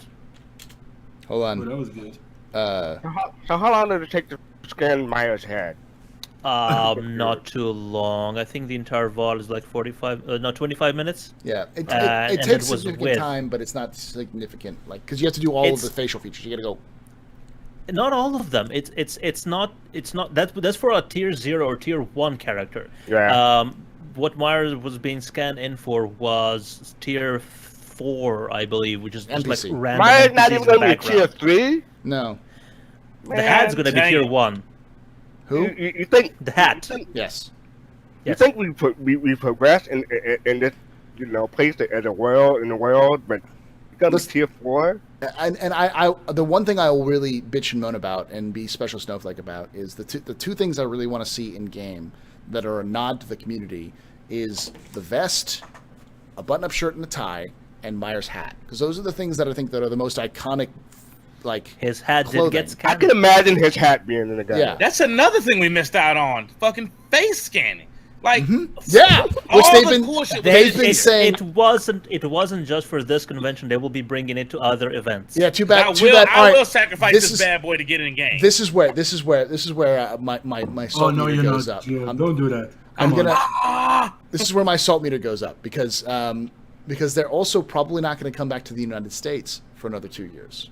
Because the next CitizenCon is not going to be like the rumor is that it's going to be in in Don't Manchester. get salty over rumors. It's Yeah, not. I know. These You aren't. say These it, aren't you rumors. don't These aren't the kind of actually know. rumors that you sit there and go like, oh, maybe they will, maybe they won't. It's the kind of thing that they're talking right now, and their talk is pointed towards Manchester, which Who's? I do have Who some have good you news. talking to? I do have some good news. There will be a concierge event in April of next year, but it'll probably be in LA.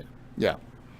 Because see, there's already face tech like that now in 2K18. You can use a face But it cam right won't- to your phone, it and won't- it's an app you can put your face in game. And it Yeah. won't.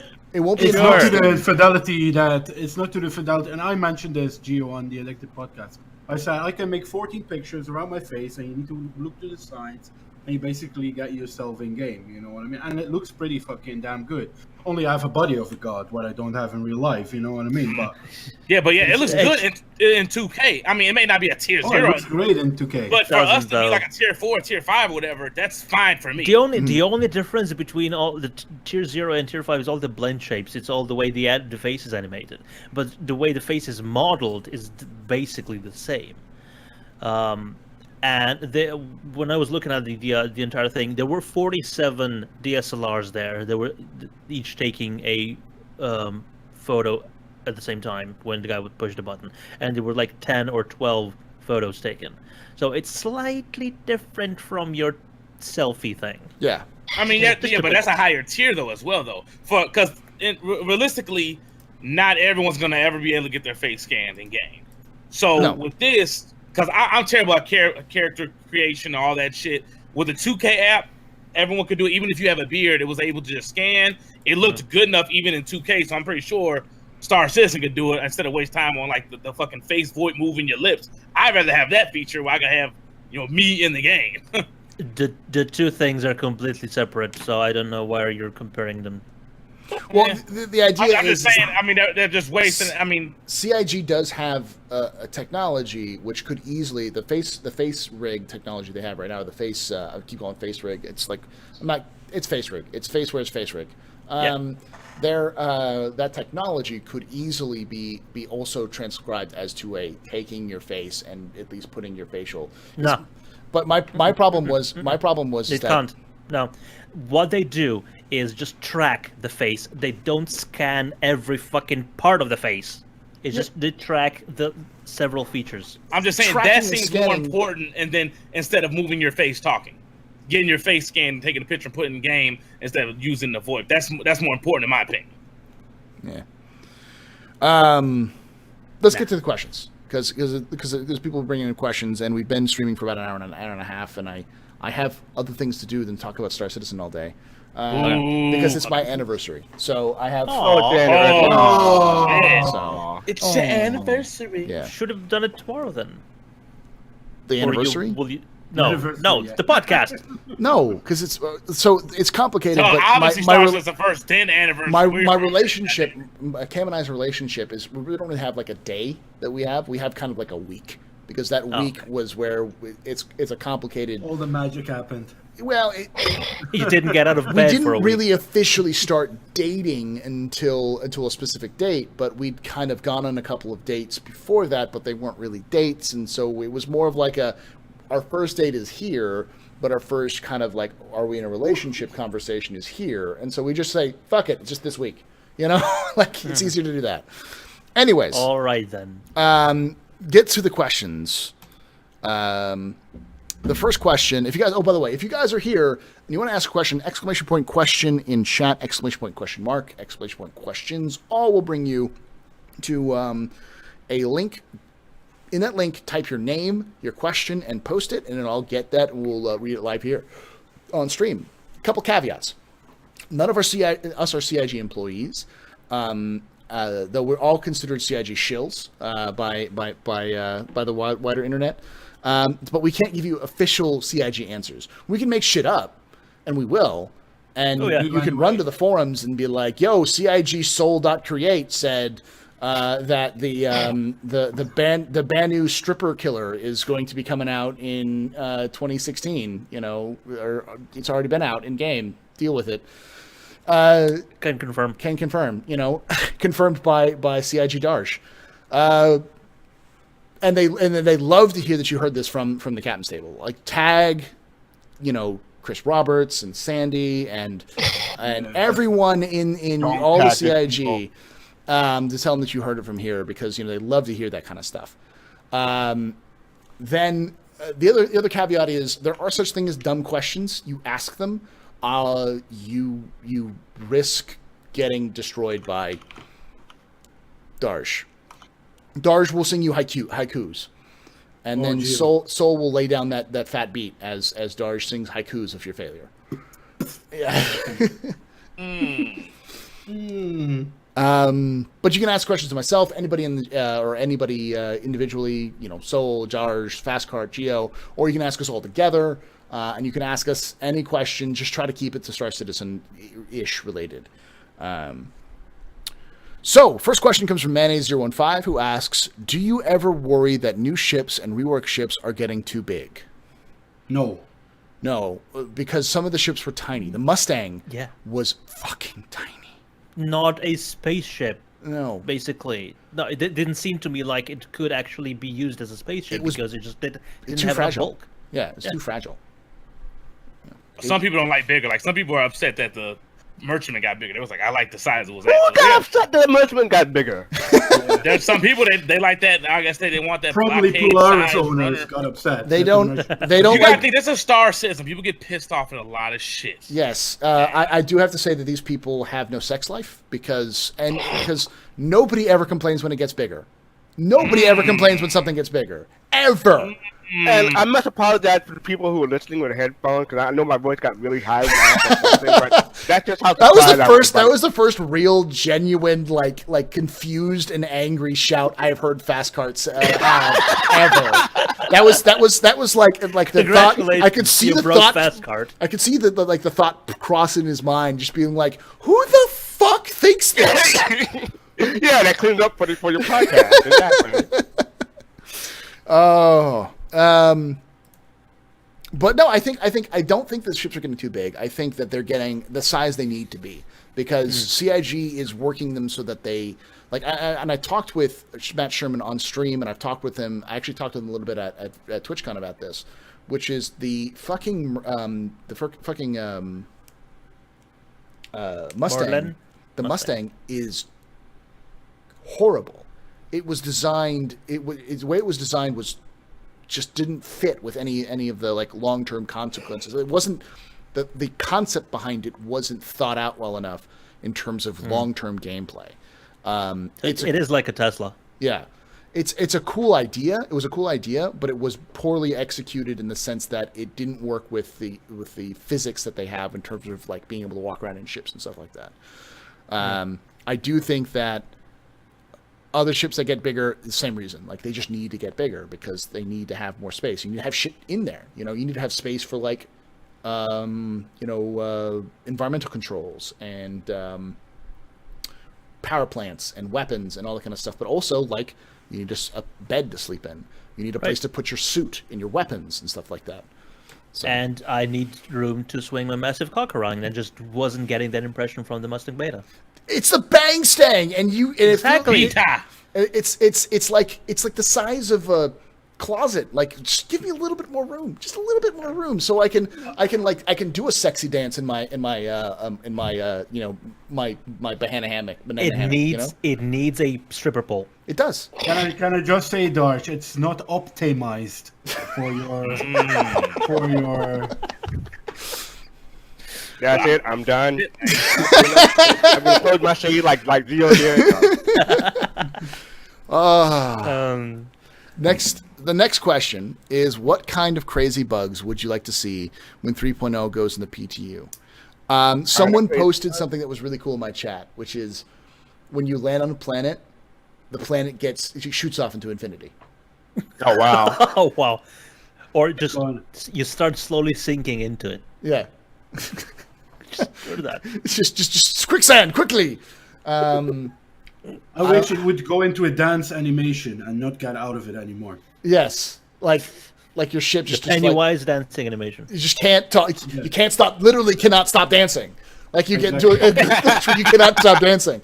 It's the Bender glitch where he has to dance, otherwise he explodes. And then you walk everywhere. You can still move, but you're still dancing. So you're sliding and Everybody shuffling. Nerd console, unless you're a new backer that spent $1,000 or that's a subscriber, you won't be getting in PTU probably.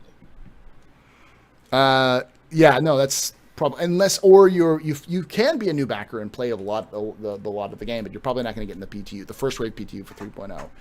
Yeah, that PTU out there, you can throw that out the window, Yeah. or you'll be like the last wave where it's damn near almost at release. Yeah.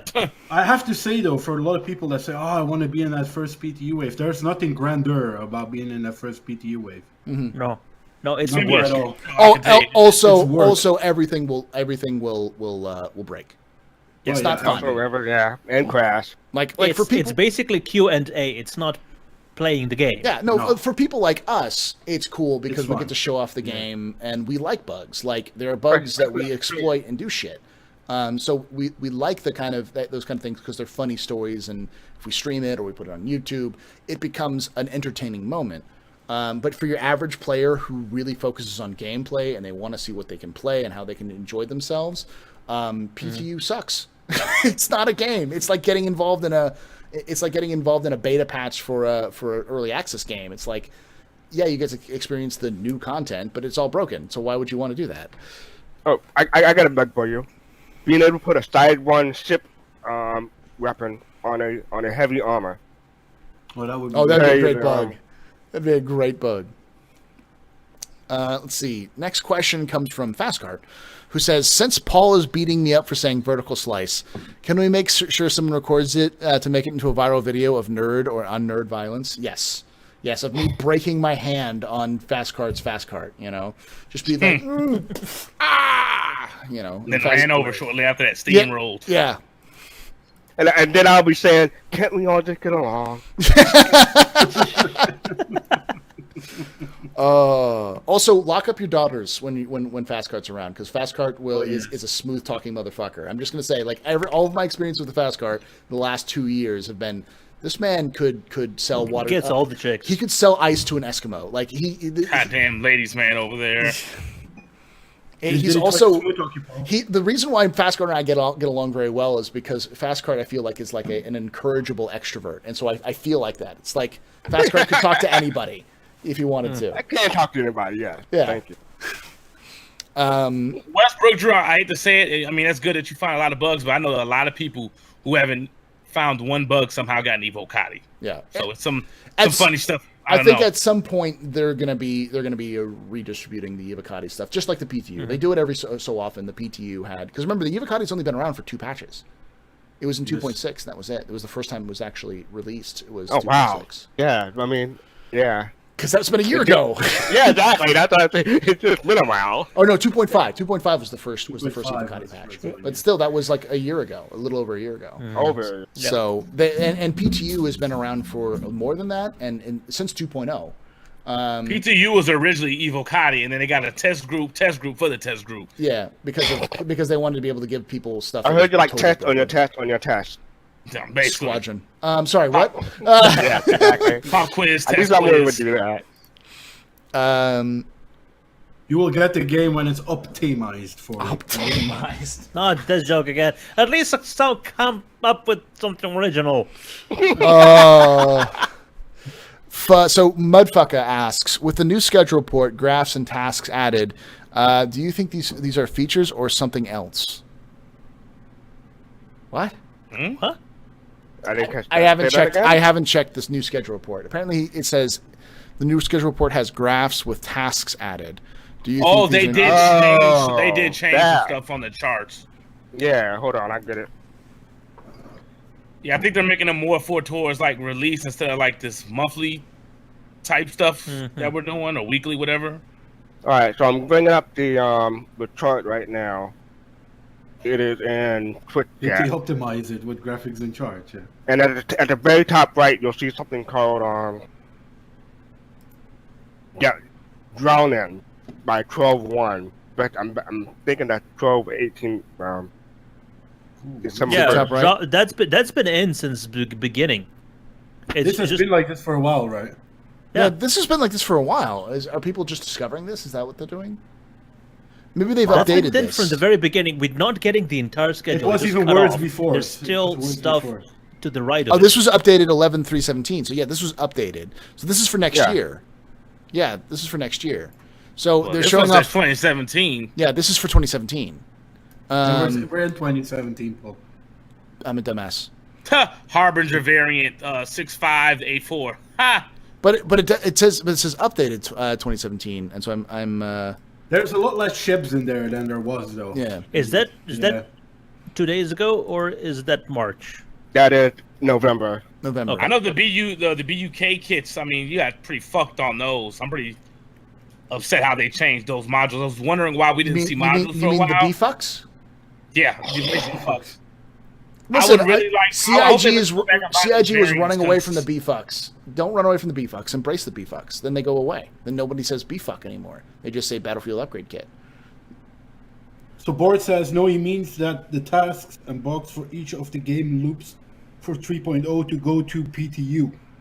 That's the makes that's sense. that is at the entire schedule report. Now I haven't had a chance to read the schedule report, so more than likely that just means that they actually have an exact idea of when it's going to go to PTU.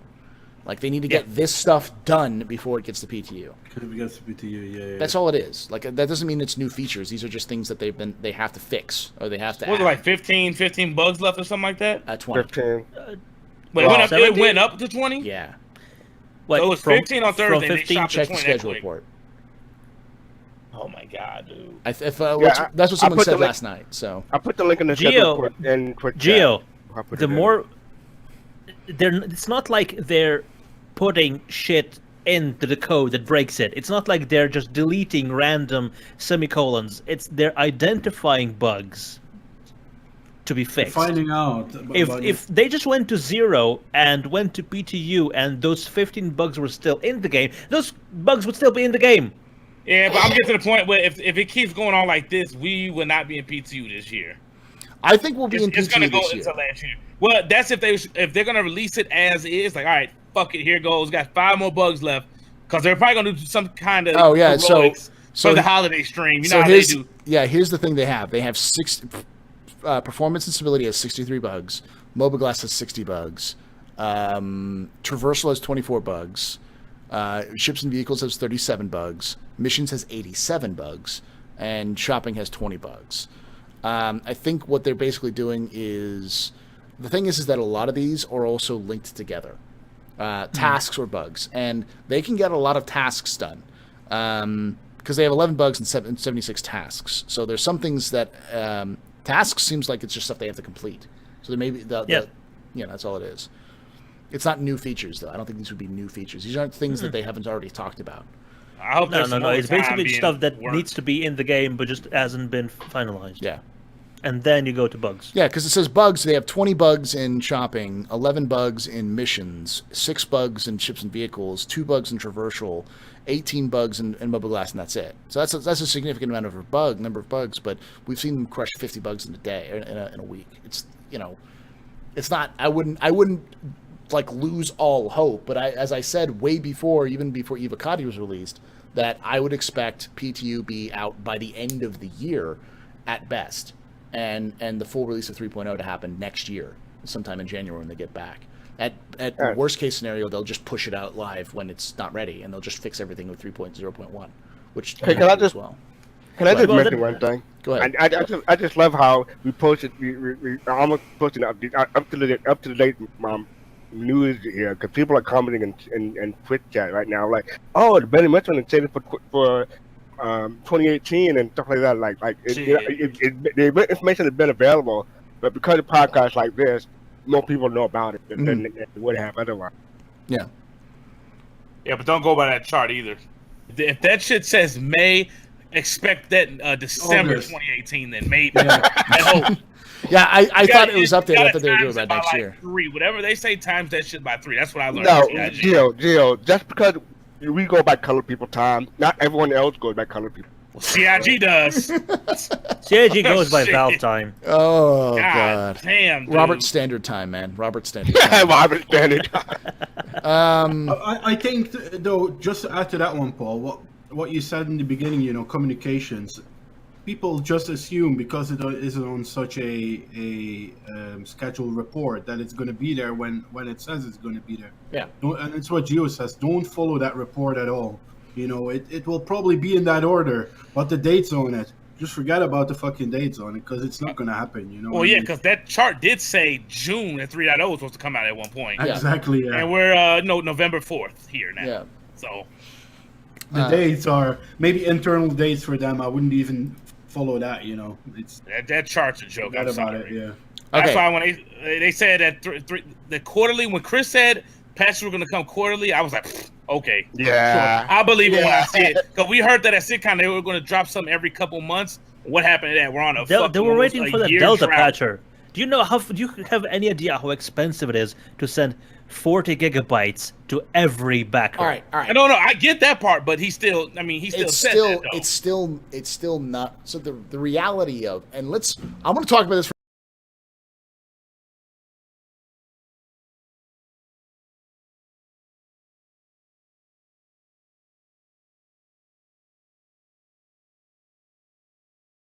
Have to every time they release a patch, you don't have to download 30 fucking gigabytes.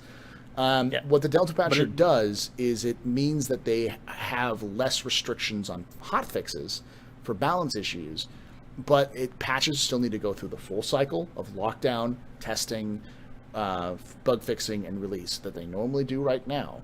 The hope that we all have is that 3.0 is the last major delay before they start pumping out patches much faster because it has a lot of the groundwork for everything that's coming out. That's the issue. So let's not pretend that this is some sort of savior patcher that's going to make everything secret good. sauce type shit. Yeah, Hot sauce. it's also It's also a fucking Delta patcher. ketchup. Everyone has fucking Delta patchers. It's not something it's not- brand new and innovative. It's Delta It's not patcher. not the Szechuan sauce for Except Rick and Morty. games built on CryEngine. Those don't have Delta They patchers. do actually, because Arcade has a Delta patcher, Okay, has one. Yeah, definitely. and it's made out of Delta. It's made out of Get me CryEngine. started on that shit show. And what's the other one? The newer one. Black Desert? I forgot. No. Let Black me Desert see, is let me used grab the it. CryEngine. It doesn't. I thought it used the CryEngine. No. Yeah. It's, Dark and Light. Dark and Light. It's called. It runs a patcher as well.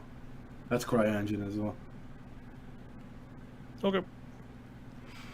All right. So Next question. yeah, let's move on to who's getting a Saber Raven and getting some hardware for free is what asked by Mudfucker. Dargenator. No. Darge did. He got it for free though.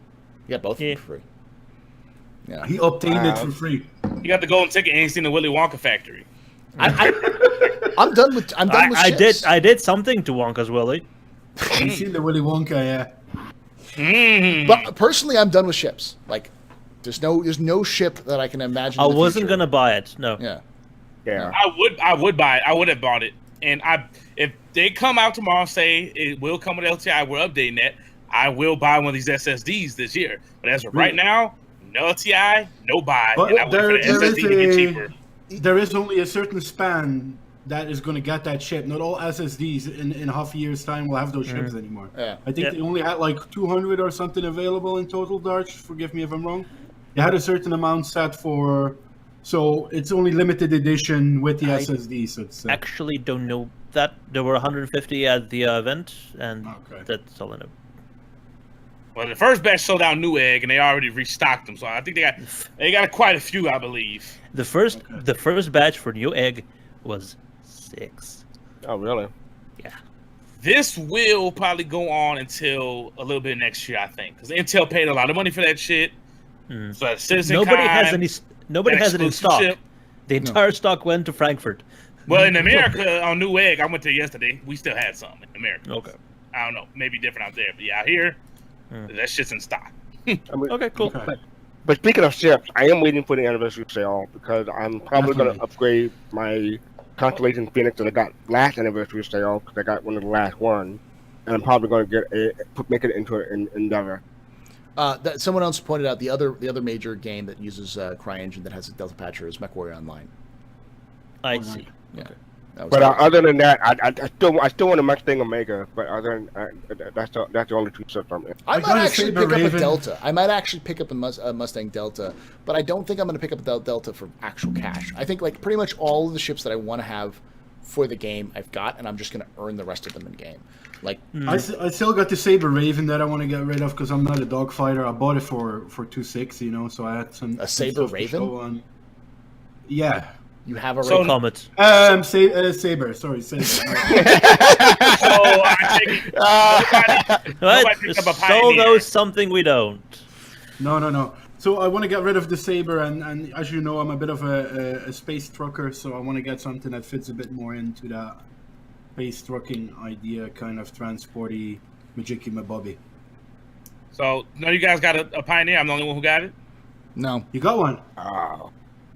What? $750? Nice. $50? I don't have $850 man. to blow on a game. Are you kidding me, man? I have over $1,000 in this game, but that's over the course of 5 years. I'm not spending any more money of that kind of quality. Well, at least now we My know. most expensive ship is the Phoenix, and I bought the manual instrument for $50, but it's now $350. $250. Yeah, I paid $250. At least now we know who to call when we want a base build. I get y'all a little discount. You know what I'm saying? Yeah, exactly. Little Astro Plus discount. We'll just give Amazon you. discount. I'll just call Gio and be like, "Yo, Gio, I got a pack of 4 locos. If you can build this ship for me." I'm on my way. I'd be like, hook a brother up, right? What do you guys think? Because we didn't really talk about those mechanics. What do you guys think about the mechanics and the Q&A of that? Of how it's going to be implemented in the land grab? I think it's a good idea, but I'm confused as to why they don't allow base defenses, power plants, or pretty much anything but the actual habitat modules to be built by it. Because that was one of those weird things. It's like, wait, so I can build the modular buildings, but I can't power them, I can't defend them. They should be able to. I don't see why That's not. what kind of sucks because you're gonna need a wall. I haven't read gotta the build a Q&A wall, but you're gonna need your wall defenses. I want some towers, and from what I'm hearing, you can't build a Nope, you can't build- two-story you can't type build any of building that or stuff. anything like that. There's only one level that you could build. Gio wants So to I'm play like, StarCraft in Star Citizen. No, I mean, Listen, we all know StarCraft's that free to play, by the way, too. Now the first supposed to be. The first mod for Star Citizen is going to be taking all the assets and turning them into an RTS. So you use your Pioneer to build your bases like a homeworld style RTS. It's gonna happen. Homeworld. I'm gonna shameless plug this, guys. I can barely pay rent next month, Gio. So order your graphic work from me. Okay, gotcha. So how many bases do you think are going to be named? All your bases that belong to us. All of them. All of them. I think someone's gonna be called rank asshole, and another one's gonna be called steaming pile of shit, and just so that they can be like, you've landed at a steaming pile of shit. People are gonna come up with some crazy names. You know how it's gonna go. And I'm someone's gonna surprised be at how really much clever. land you could possibly own. Someone's gonna call one of their damn things Cloud City. The Willy Someone's gonna Wonka call factory. them Oh, the yeah. Willy Wonka factory. So I have a quick question for Upteen Paradise. Yeah. quick question for Mine's Gio. with- So when you get your plot of land, are you gonna get your 40 acres and a meal too? That's right. I need my reparations. Damn, son. It's only if you go to the Black Moons.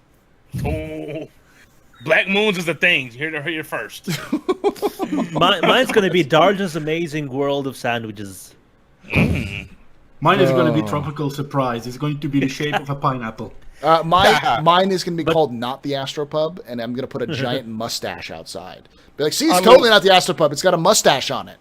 You know? Mine has to be called Black Jurassic World. Yeah, Black Jurassic World. That's the only name it can be It's the called. only way it right? can be. exactly. So, Mine will be Never Never Land. Yeah. you're gonna put it on yellow, right?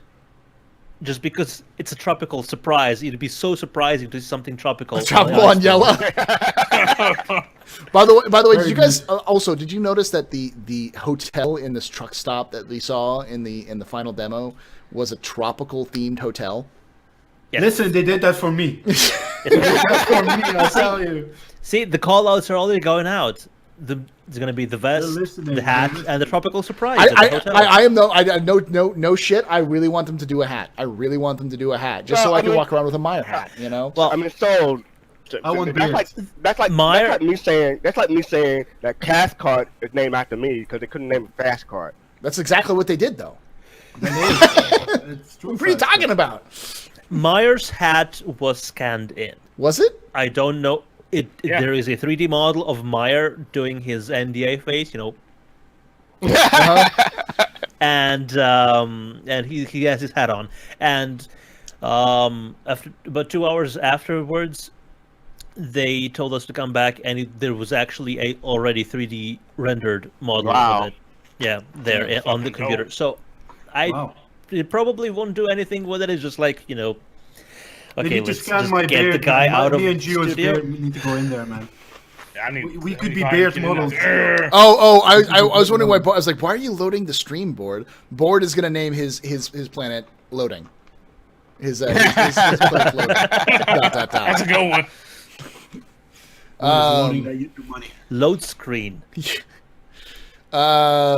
So next question comes from Mudfucka, who asks, do you think CIG should sell the new Optane in their own store? Optane in their own store. No, Nah. because their store is terrible right now and needs to get fixed before they sell anything else. Well, they don't know how to supply their own stuff, so I wouldn't see them supplying. Yeah, That's they a would good need one. to buy like 1,000 of just for themselves and then resell them at a higher No, price. that's right. I wanted to check how many Warbond. So this is a funny one, Paul. I Yeah? know So they have. I'm streaming. I jump into Drones' Discord once in a while, yeah. And Drones met a guy on TwitchCon and got him interested for Star Citizen, and he was streaming CIG's website, and he was like, he couldn't find the store. Well, welcome to our fucking story when you log onto the website for the first time. You know what I Yeah, mean? no, we've been complaining about that for a long time, and the community has Exactly. been very vocal there- about helping them fix it. And they said we're going to fix it, which I understand takes some time, but honestly, I would like. There has been a mock-up released of There the has of the update. Yeah. Yeah. I Looks honestly, good. I would honestly prefer them to focus on that over something like Spectrum, because that is going to have a much bigger effect, especially if they I think the way that it's supposed to go is that the news website's releasing with 3.0. So that 3.0 comes out and the new website comes out at the same time. I may be wrong about that, but I'd love to see that just because That would be cool. That'd be cool, and it would be if they can make the procedure for new players to find the store, find the packages, everything they need a lot easier. It needs to happen with 3.0. it definitely does. That they like I think, and I don't think that CIG I think CIG knows this. I think they know that accessibility is a huge issue and they need to get it done before 3.0 because 3.0 is going to have a lot more people interested in coming in. Nerd Council, that was the black card I was showing because I was using an example. If they sold those SSD cards, they probably wouldn't have enough amount to the community like they did with the black cards. They sold these twice. These are the concierge cards. And they sold them twice. The second time they sold out, and they just sold out first time and again within minutes. Well, the second time it was sold out within 45 minutes. 45 minutes. Only really? that's not fine. I And mean, it's not like CitizenCon tickets that were sold out in 45 seconds. Also, Not even a for those of you guys who don't know and who are watching, that's these things are made of metal. These things, like, I could kill somebody with this. I could probably use this to like stab What are somebody. you tapping on the microphone? That's I feel bad because I bought a third one. I thought I didn't have to, and I just bought a third one, so I feel like a dick for buying up a third one. But yeah, Does it have your name on it? No, it doesn't have no, anything. these don't have our It names just on says, it. it just says The fact that people put this in perspective. Can I buy one from you? Within 24 hours, they sold what 2,000 Pioneers. So people are willing to spend 750 cash because we know for sure that pre-sale that was all cash. People are going to eat these up then. The real fucking physical thing. So I don't know why CIG doesn't plan ahead. Are they coming on sale again, or can I buy it from you, Gio? I'll save my new one that comes in. But Gio, But Your SSD and Raven. we all know you're He will We obtain all- it via the Raven, never gonna get the top.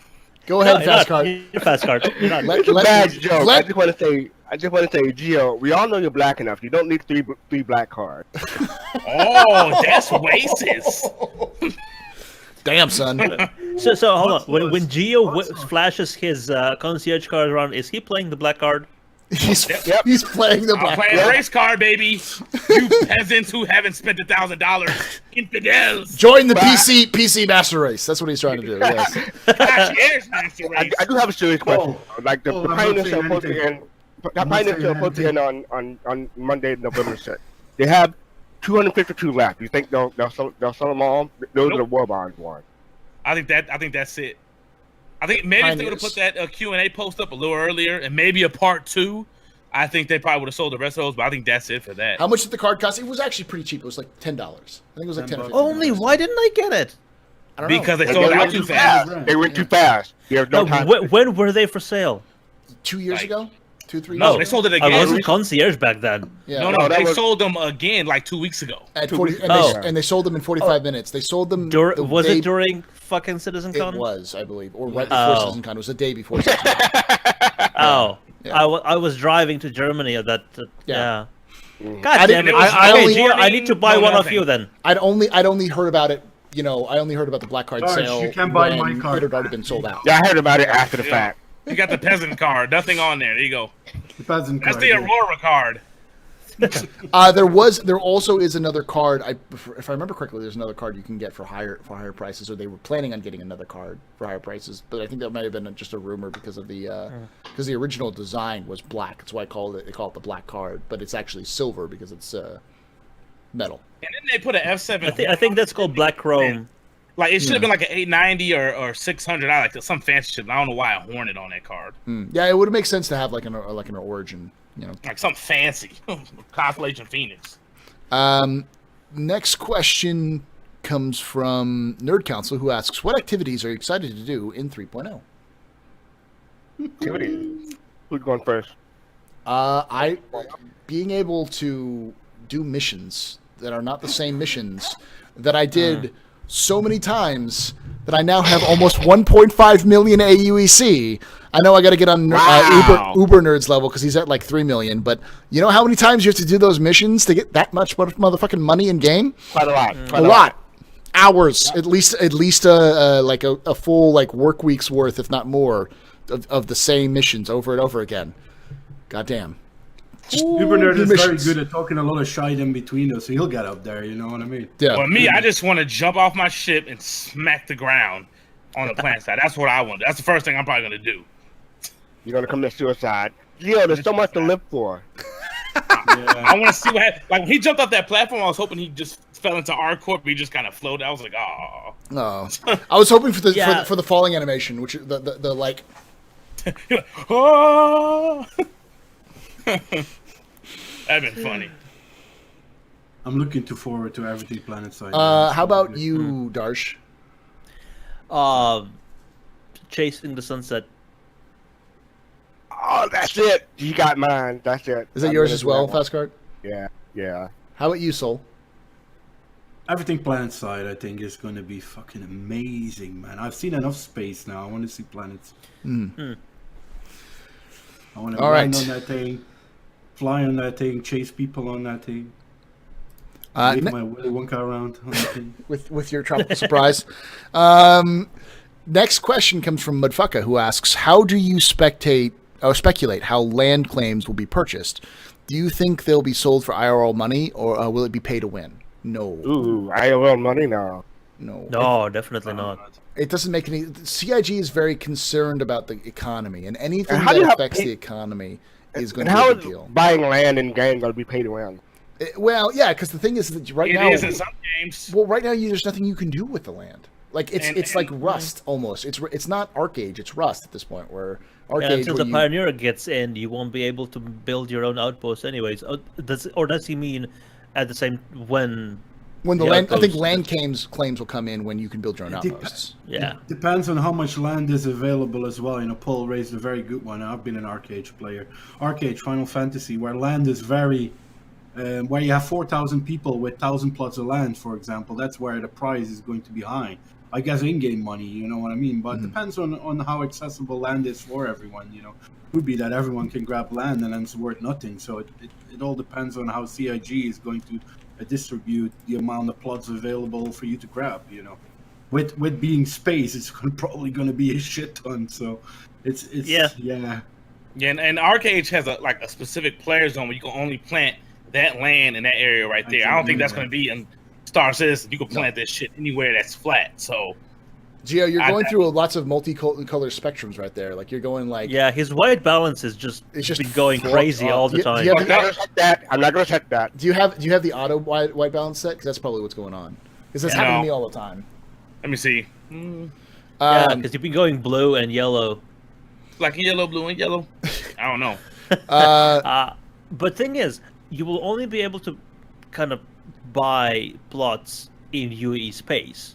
No. In non-governed space, you basically just build. Be able to just put it anywhere. Yeah, I think you'll still have to purchase. With the risk of being slapped in the face by other players. I think you could still buy plots of land from sort of like the local government. Yes, I think you could still do that. I think the difference is that the UEE land claims are going to be the ones that are protected.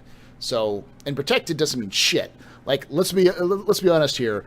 I can probably land a ship, break into your home, or your put a pool on the table. Yeah, upper deck of your bathroom, and then take everything and draw a giant cock on your dining room table and get out of there before the UEE has advocacy will show up, because I don't think it's not going to be an instant defense. I think you have to have I'm thinking something like Conan Exiles that does this really well, where you can have NPCs that defend it and they don't sleep. Or they do sleep, but if you have enough that they can cycle out, then you always will have some defenses there. Now I can still kick the shit out of your NPCs, but as your NPCs get attacked, that'll slow me down enough so that the UEE shows up, and now I'm dealing with multiple NPCs. It's a matter of slowing. So basically, once you become homeowner, you basically have to go to the level where you have hired help. Yeah. Instantly, because I don't think you're going to be able to defend those places. Because and I think it was brought up by Matachi, and I'm sure it's been brought up with other people, which is like, what impetus should I have to be able to build anything now? Or not, Noobifier. Noobifier talks to us like, why should I give a shit about building something when I can log out on my Caterpillar, keep everything in my Caterpillar, and my Caterpillar disappears after a certain number of time that I'm not online, so I don't have to worry about it being there persistent. Outposts won't. Yeah. These people are not optimists like Darkinator. Fuck me, they're bad. That's bad. That was bad. So bad. I'm sorry. So, Paul, you said about being able to kill people with your black card. Yeah.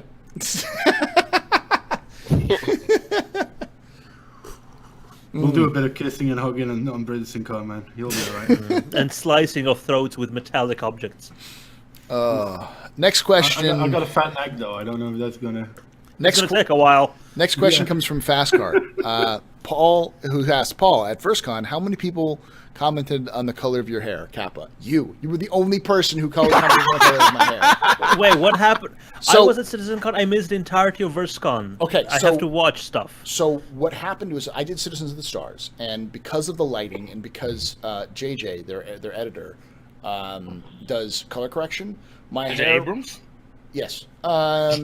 Your hair was grayish, right? It was super gray in the film. Like, I have gray hair. I definitely, if you can definitely see, especially on the sides, you can kind of see the gray hair. But it's mostly salt and pepper, and it's the way that the lighting here. But it would look really gray in that one. And so ever since then, I've gotten people sometimes like, "Why is your hair different in Citizen Stars than it is on stream?" And can I just say, JJ's shit at color correction. He is actually. I love you, JJ. Yeah, but up your game. But he needs to learn how to use scopes, because goddamn. He's actually. I'm gonna give JJ props because he works on a ridiculous time schedule to make this stuff. Like he takes less than a week to make a 30-minute video. Like, but I can't believe I was the only one. You were the only one who commented on it. Yeah. How old did you have gray hair already? I'm 30. I actually started having gray hair at 18. By the way, I have are you younger than me?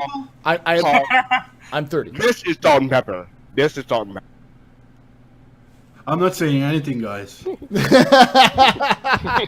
I'm my family. I had two options. Genetically speaking, all of the men in my both sides of the family are bald, except for my dad, who's balding but not bald. and all the women on both sides of my family Are bald. gray early. So somehow I got the female gene for graying early and not the bald gene. And as much people be like, ha ha, you got a woman's hair gene. I'm like, you know what? Fuck you. I'm not bald. All right. I'm fucking gray haired. I'll take that over that. I'd rather have a full head of hair than There's be nothing gray wrong than- with gray yeah. hair, Paul. Anyway, you know what I mean. It's Yeah. I got more hair than a fucking Wookiee, but it's nothing wrong with gray hair. And you know what? And Cam likes it. And like I actually offered I'd dye the hair if she wanted me to. She's like, no, keep it. I like it. Keep it, man. It So I was looks like, good okay, on you cool. as well. I'm okay. Yeah, the only person I it's- give a shit about my hair that likes it, so I'm okay with it. You know what? Just look at the But, sexiest people. Paul, of I like the hair gray-headed too, gamer. so keep it. See, Yeah, the yeah, only yeah, other person I okay. give a shit about my opinions likes it too. Thank you, Fastcart. You're welcome. That's a think you should shave. toupee guaranteed, man. This is totally toupee. It's just really, really, really, really good toupee. It's the best toupee. Everyone says it's amazing. Oh, We're gonna God, build a no, space please wall. Stop, please stop. We're gonna keep the There Vandal you go. out. Get on my Out of planet, on hair. my space wall. Okay.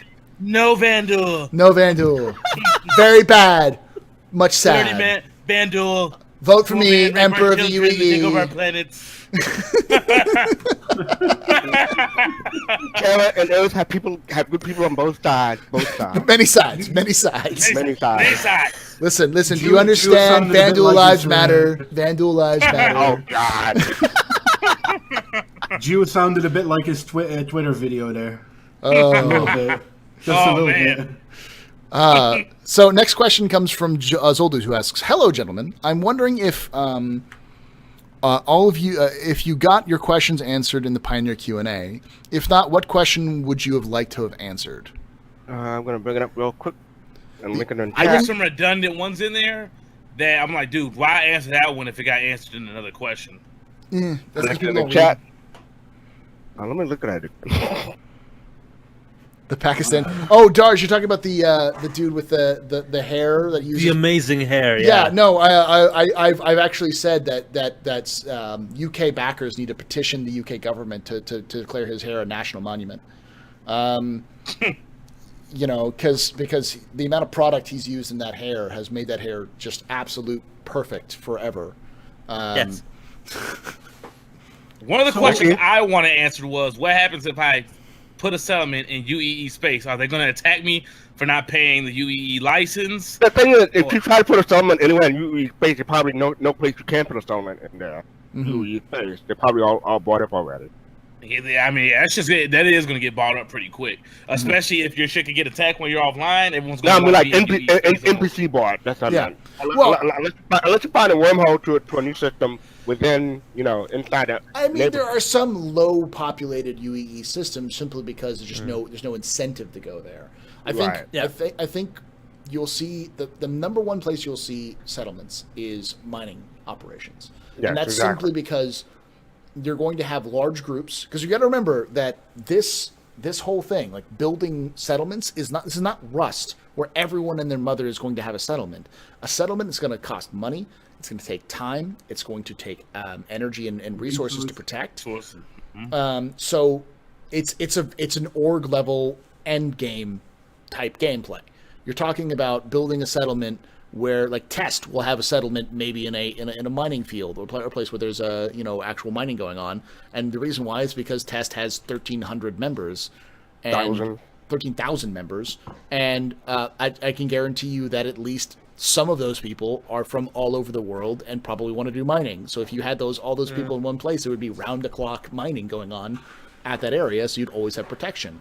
But those are the kind of situations. Those are the kind of situations you will see like, and maybe you'll build a small outpost in the middle of nowhere. One person who's super rich will do that, but even then, that's still a huge risk. Like there's consequences to choices in Star Citizen. At least that's the way they've been building it. So, Also, there will be brothels.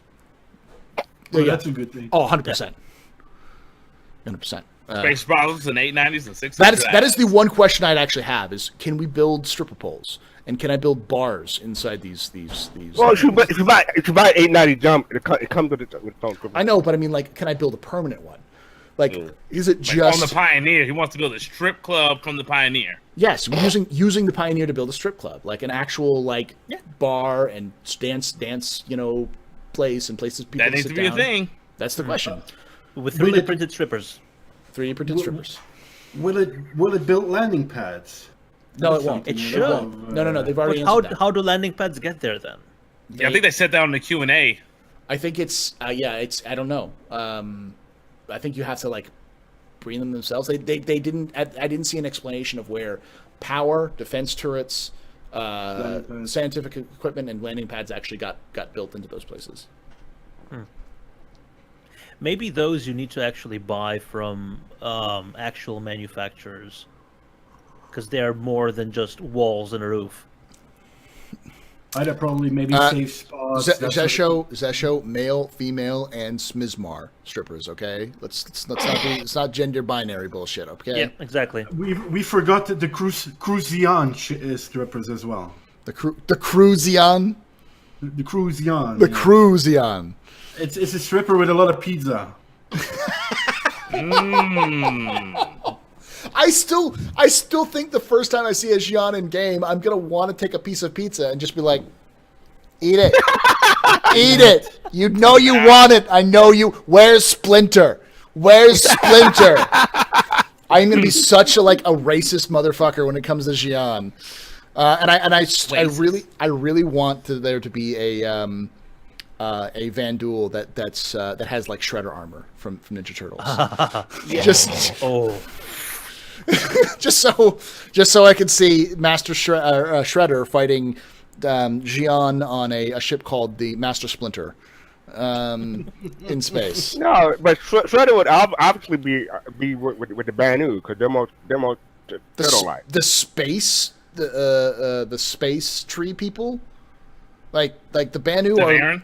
The Banu. I'm thinking about the different art, the old artwork. I'm sorry. Yeah. Yeah, I'm not thinking about the new art. They are is- the freaking Banu are Ninja Turtles. There's someone else said they're Xian, yeah. the Xian, yeah. But the Xian, they said someone else said that the Xian were something else, like from Dark Crystal or something like that. Oh yeah, Labyrinth? the sexy, yeah, Dark Crystal. Do the Xian have martial arts? Probably do. They have right? pizza. I would imagine. No, I would imagine all. This is actually one of those few things that Chris Roberts actually confirmed in a 10 for the chairman. They do. They do. He confirmed more stuff in the 10 of the chairman before, and we haven't seen it. Yeah, well, he So- said one of the ideas that he had was that you could learn special martial arts moves from special places, and he used as an example, just a pie in the sky example, learning some special Xian martial arts, and then So yes, I mean, I'm just saying Four different styles: nunchucks, sai, quarterstaff, and sword. Yeah. It's katana, yeah. Wait. The question is, will we be able to learn how to cut people using a credit card sized card? Yes. Yes. Only if it's black. So next question comes from an erect cat donger, who asks, "What was your first ship in Star Citizen?" Go ahead, Darj. I'll be last. Go ahead and first. What's your first ship? 315p. Fast card. How about you? I bought both a Hornet and a 315P, and then I melted them both and got a Constellation Taurus. Gio? I got an Avenger because at the time it looked like the best ship in that price category. You could bounty hunt, you could trade in it. Little mini multi crew. You could have some friends in there. It just seemed like the best bang for your buck. How about you, Sol? Can I just ask, what does an erect cat donger look like? I don't know, but this guy has been asking. This guy's been asking questions every captain's table for the last couple of months, and he just changes. He changes his name every question. It's always something like, it's like the wall behind your girlfriend's basement or something like that. Like always something like off the wall, and I love it. I love that name. So, what was your first? Freelancer Max. Freelancer Max. Wow. I say the freelancer advert back in the day got. Oh man, you remember the freelancer ad, right? Oh yeah. Oh my god, built man, I this loved stuff. it. Built. I loved it. Yeah. Especially when the pirates come flying in, and the dude says, "These guys are no problem." Yeah. Gone. And then the missile, like that trails off. Oh my god! And then the Max, because it was I don't like the small hull of the normal you mean- freelancer. I like the wide backside. I like. You mean the free Likes the free? big butts that he Badass. cannot I was buy. gonna say you mean the freelancer ass because the freelancer double wide. Wide. It has a bit of a Kim Kardashian kind of look to it. You know what I mean? Just smack that. Sorry.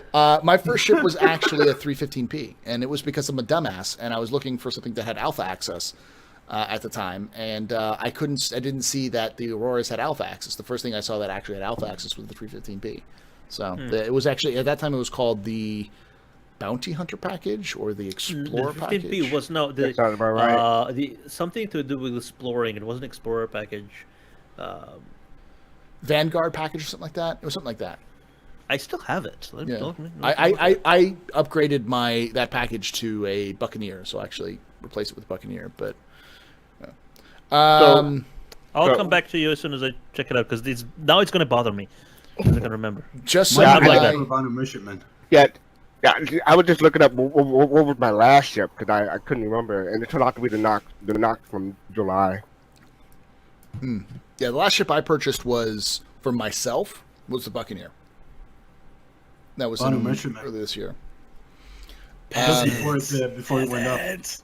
3 weeks before it went up, I bought the Banu Merchantman. Last time I bought myself was a Pioneer. Okay. Just some guy asks, do you think 52 minutes per AU is too long for travel? No. Said 52 minutes. Per AU. Pathfinder. Pathfinder. It's called the Pathfinder. That's right. It was a Pathfinder package. I don't know. Is that 52 the minutes per confirmed distance that they did, or someone did the calculation of 8 minutes per blah blah blah blah? I think it'll get tweaked. I think Yeah, but I'm not. Sol and I can attest to this. I don't know if Darj played this as well, but Hellion actually did a very. Hellion.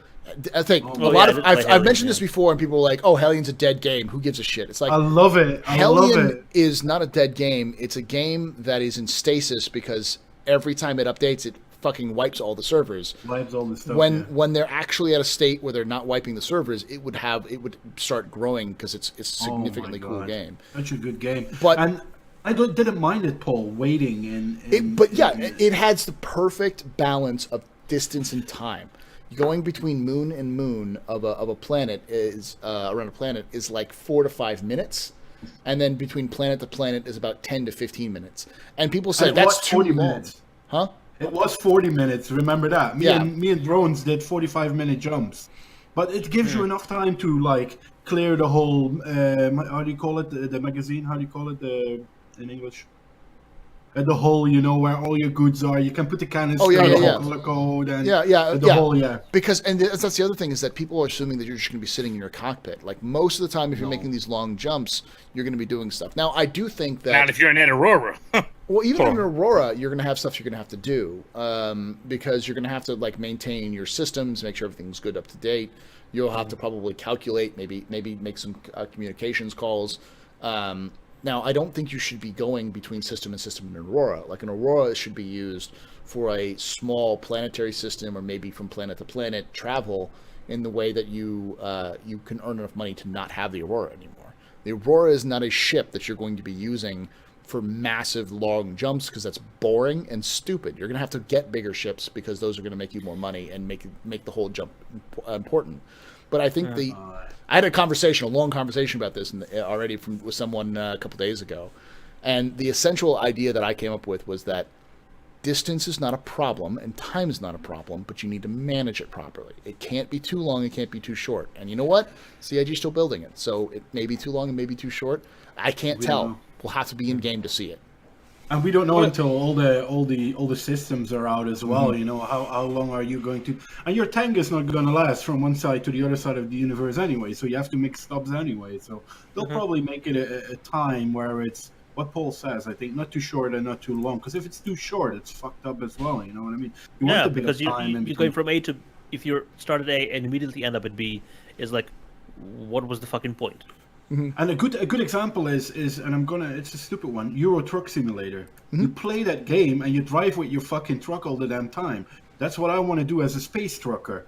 I want that time in there. I don't want to jump from one place to the other and you're make not, my money. and That's you're not how not it jumping works. from planet to moon all the time, and you're probably going to be jumping from planet to truck stop to moon to truck stop to moon, because you're going to need to be able to refuel, and to even have the truck stops and have the fuel capacity in it is important, because it's designed to say, hey, this is slow down, buddy. You're going to make it there in 5 to 10 minutes, but you need to make sure you stop, get your gas filled up, and move. So that way you control where players go, the directions. Exactly, yeah. Directions. Well, that, and you got to plan accordingly too. Like, so if I know I have a certain amount of time, like, okay, I got an hour before I got to get ready for work, I'm going to plan the trip where if I make this trade to here and there, I could do, in 20 minutes instead of take an hour flight across there to be greedy and try to get the big bucks. So that's what I used to do in arcades. If I do a big trade run, I'd go all the way across the map. It'd take me about 45 minutes, probably there and back. If it was a small trade, I'll just do something locally, get a little money before I go, instead of just having sit there and not make any money at all. So I like having long routes and short routes. It's up to the player. I like that, how they got that set up to me. Definitely. So. And that makes the game as well, Joe. I think Arcade is a good example where you plan your stuff and where you're going to make the most money off and what's the best time consuming. And I think that is the type of gameplay that I think that people that want to run logistics or trading in a game like Star Citizen are looking for. People that are probably dogfighting want to get into that dogfight as soon as possible. But I think for most of the other gameplays like logistics and trading, that time, you don't care about that time, because otherwise nobody would be playing Euro Truck, because you're only sitting in a cab driving around. You know what I mean? Mm-hmm. So it's there needs to be I think a golden middle point, in where you do that, and you can choose for the long ones and go grab a coffee or go order a pizza or get some food or or you go for the short ones. Been watching The Orville? I haven't. I need to. I need to catch up on that. Because they kind of have. They have really good banter on the bridge. Like just in the last episode, they were just joking about glory holes. Yeah. While traveling from one place to another. Well, so have you seen Red Dwarf? That's essentially that whole goddamn. I'm rewatching it right now. The whole goddamn series of Red Dwarf is a giant one-way travel. They're going from where they are to Earth. That's the whole goddamn point of the show, and it's the whole everything happens while they're waiting to go to Earth, and I think there is. There was a big thing that I think that was released right before Chris Roberts started announcing Star Citizen, which was made by UO devs, Ultima Online devs. They did a big article, assigned like not an article, but it's an article, but it's not like scientific, but it was a kind of observational, which was on game development. And they said MMOs are not defined by their moments of action; they're defined by their moments of quiet. It said that people remember and experience moments with other players, and specifically in the slow times when you're in the social times. The social times. When you're dealing with other players in social, you have much more impact and much more memorable experience than going to kill that one mob. And the reason why people remember raids is because it's a social experience with other players. But there's a lot of prep time for a raid. It takes a long time to do that. And unless you have a person called Leroy Jenkins on their team. But the whole concept of that is that like CIG is taking that and expressing that. There are slow times in the game. The game is designed to be action, stop, action, stop, action, stop. It's designed to have as much time not doing anything as you are action something. It is an MMO at the end of the day. You know what I mean? And let's not forget that. Look at all these MMOs. Is it going to be like a classic MMO, or is it going to be?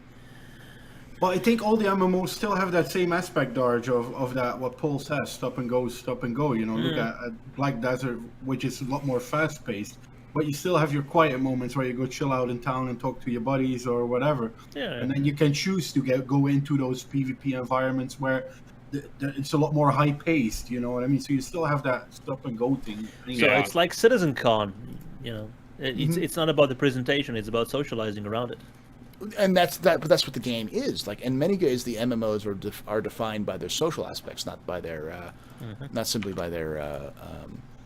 Which is why they're also putting so much effort into FOIP and Spectrum, because that's gonna be the where all the socializing is going to take place, and that's why it's so important, and that's why I don't understand all the people bitching about it.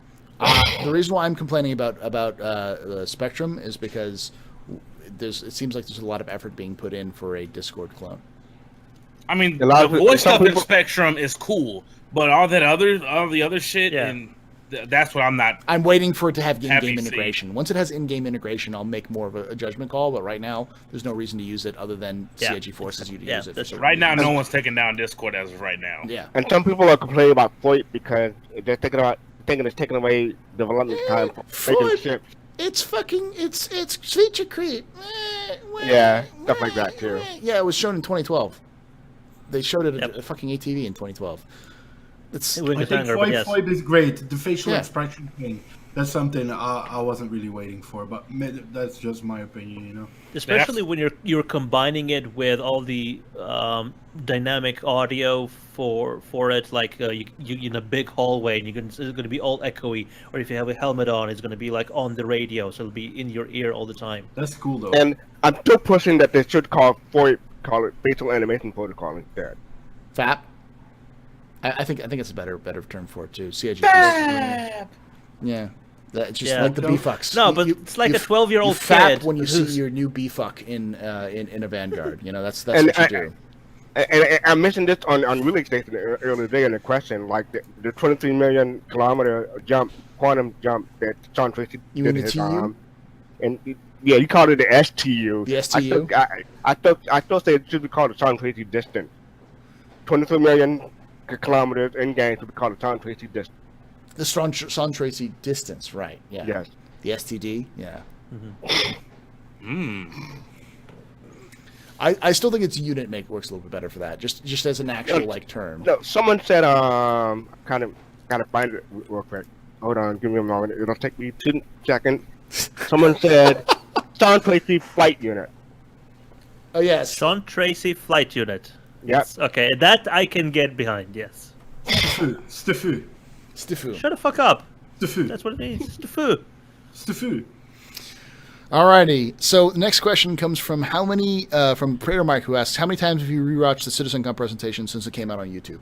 Once. I watched the entire thing once, but then I also watched some of the segments several times. Are you talking and about the whole entire presentation? I haven't seen the entire presentation. I've only seen the keynote once. Because I was working on VerseCon behind the scenes. I was moderating, so I didn't get to see it fully back then. But I watched it Thursday after I got back. Yeah. Well, I watched the keynote one about probably 4 or 5 times. I watched over the whole stream again only once all the other stuff. And then the trailer for the Pioneer, I watched that one like 5 times as well. I've yet to see that full thing voiced. I've just been too Are busy. you with getting work. money for this, Darch, or are you just? No, doing- it's just for chat. Joe's He's a got sellout voices. Intel whore. That's what he is now, okay? This guy's fucking golden ticket. I'm rubbing my nipples with it. Now that is fucking marketing, baby. And how did Optane feel on the nipples, Darge? Oh, it optimized them. Ooh. I have super fast nipples now. Next question, please. I just freeze it on the stream to have me in the background for hours at a time. Oh, Montachi. Oh, Oh, lovely. Montachi. But next question comes from Fastcard, who asks, what are the stats for the Banu Killer Stripper? I want a haiku. It's the Banu stripper killer, by the way. Yes, and okay. it's it's a legitimate thing. So I don't need the. Does have sense. knives on the side. Does it come with 2 months or LTI? That's Of course, what I it's need. LTI. It also punches above its weight class. Okay, perfect. That's all I need to know. Bye. Next question comes from the Drunken Nobody, who asks, opinion on the 315p for solo exploration. Say it again. yourself a- Question? The 315p for solo exploration. Get yourself a Drake. What? Drake thingy. A Drake. Once it's updated, hopefully it'll have better facilities like the Bangstang. But right now it has a bench, so no. Yeah, I actually like the bangs thing for solo exploration. To be honest, it looks a little better for solo exploration right now. I mean, I don't know. There's no telling how the exploration mechanic is going to be at that point in time. You might be better off joining someone who has a character who have even a freelancer or a killer in order Some to get people that may like exploration solo on. stuff in the solo ships. You may not want to be in one of those big ship environments. True. I mean, the thing is, maybe I should say like a 315p would do justice until you can afford a freelancer in game. Like don't buy or an Aquila. Yeah, in game. Those ships you got to pay for crew though. You got to pay more fuel, more crew. According to those solo ones, you could just pay for yourself. And you're ready to go. No, you should know with your name like yours, you got to spend money to make money. That's true. But also, I'm sometimes cheap as well. Paying a whole bunch of extra fuckers if I could do it myself. Next question comes from D's Nuts, who asks, with the introduction of the Pioneer, would you like to see upgrades to modular bases in the future, like thrusters so buildings could relocate a la Command Center in StarCraft? No. I would like to see a space station building Pioneer, though, in the future. Yeah. A different maybe not a Pioneer, but like a different ship for making space stations. That would work. Or even underwater Atlantis. They haven't been much on underwater talk. Yes, and that's what I'm looking more forward to than anything is the water stuff. 'Cause I need my fishing. Next question comes from Gildas Atter, who asks, is Darge opening any $150 bottles of wine tonight? No. No. He's opening octane wine. That's what he's fucking. Yeah. He's just flashing that around like it's his God's gift to the table. Wait, when did I do that again? 2 weeks ago. But Dodge, did you give away any of your special brew to anyone at CitizenCon this year? No, it didn't get made in time. I wasn't there, man. I wasn't there. He couldn't give me a special brew. The next question comes from Yo Mama, who asks, will the number of players in the instance increase in 3.0? If so, if it will, by how much do you think? Last time we've heard they said no, but they're experimenting with the idea is what they said they were going to do. Something in the last ATV in the burn down, they mentioned that they were getting close to cracking more players than 24. Yeah. By the way, I just want to say hi, Mama, to your mama. To Yo Mama. I just hope there's another video or ATV special soon on networking. That's something that needs to be, talked about thoroughly. That's mainly everyone's worry about this game is networking, because there's so many other games that have fucked up networking. Almost every game I play now has fucked up networking. GTA 5, PUBG, like no one fucking nails it right. So that's my concern with this game. And I could actually listen to the what's his name? The networking guy. I could listen to him talk. Mike Jones. Mike Jones. Yeah. Oh yeah. He is the most broken guy I've ever seen. They need to do a 10 for Mike Jones or something. They did one for when he won Quantum Question. They did. Yeah. Very quick. He won. Yeah. Super quick. Yeah, he wrecked everyone. Yeah. Guns and Glue asks, what item will be updated first, engineering mechanics or the Redeemer rework? Probably the engineering mechanics. Engineering. Yeah. The Redeemer's like on the back burner now. It's on a foul back burner. It's like, no, I'm not going to say it. They're not even selling it anymore right now. They took that son bitch off the market. Mm-hmm. There's going to have a lot of work they're going to have to do with the Redeemer. I don't like the looks of it at all. I don't either. I think they're gonna have to get rid of the hair curlers and lots of other stuff like that. Yeah, exactly. Hair curlers. That's what it is. Although I think it would be a good ship, just getting rid of the damn hair curlers. I think then you're. Well, and the concept, they had different wings for it. That was like the idea. You could buy like different wing sets for it and stuff like that. But yeah, I don't know what happened with that. Next question comes from Slug Sperm, who asks, for Darge, have you tried deleting random semicolons? Slug Sperm. Yes, that's how you add new bugs into the game. It's not finding new bugs. That's how the number keeps rising, is because they just keep deleting random semicolons. Next question comes from Carlos R72. Asks, to all, if you're allowed only one ship to which to keep, which would you choose and what would its purpose be? Darsh.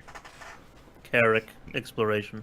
I missed the question. Sorry, I was making a fun in chat. Say the question again, please. If you're only able to choose one ship, what would it be and what would the purpose be?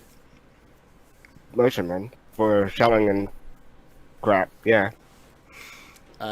Geo. Oh man, it's between Endeavor and Carrick. I have to go with the Carrick. I feel like the Carrick was the best price ship and all the stuff that comes with it. Medical bay, another extra vehicle, a rover. It just feels like one of the best value ships, and I love exploration and all that kind of stuff. So probably that ship. I wonder how many Carracks are going to be called the Orville now. Probably. Well, I mean, all of those names will hit. Soul, how about you? You know the answer. Bono Merchantman. That's where it's going to be logistics and trading with built-in strip club. You know what I mean? It's gonna be damn amazing. No, I can't wait to see that ship, man. I cannot wait to see that ship. And there will probably in the future be more ships, but that for me now is the most attractive thing in the world. And giving it to Manchester, perfect. Make it as big as you fucking want it. I love it. So it's 2 Carracks, 2 Merchantmen. Paul, I think you have to do the tiebreaker vote now. Yeah, you know, no matter what you... I'm gonna say. Bang, You're going to say the Merchantman, aren't you? No.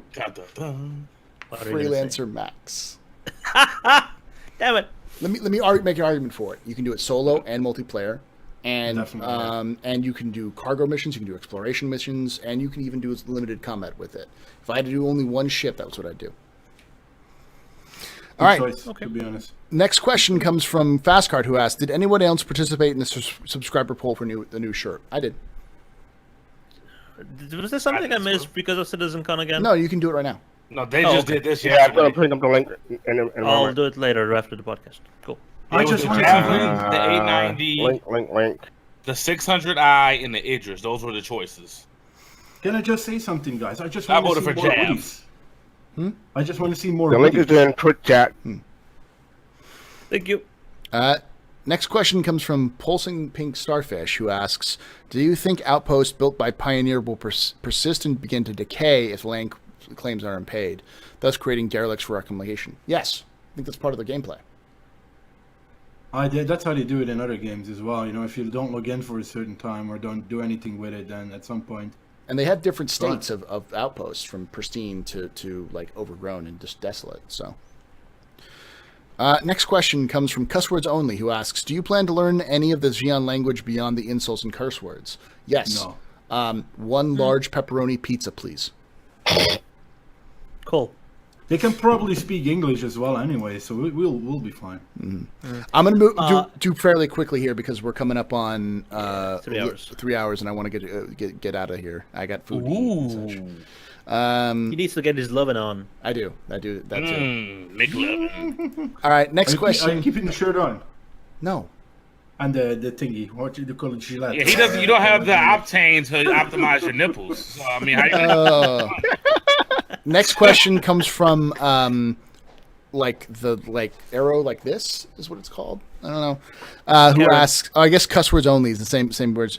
Play Vanilla WoW when servers come out. Yes, I'll try Vanilla WoW when the servers come out.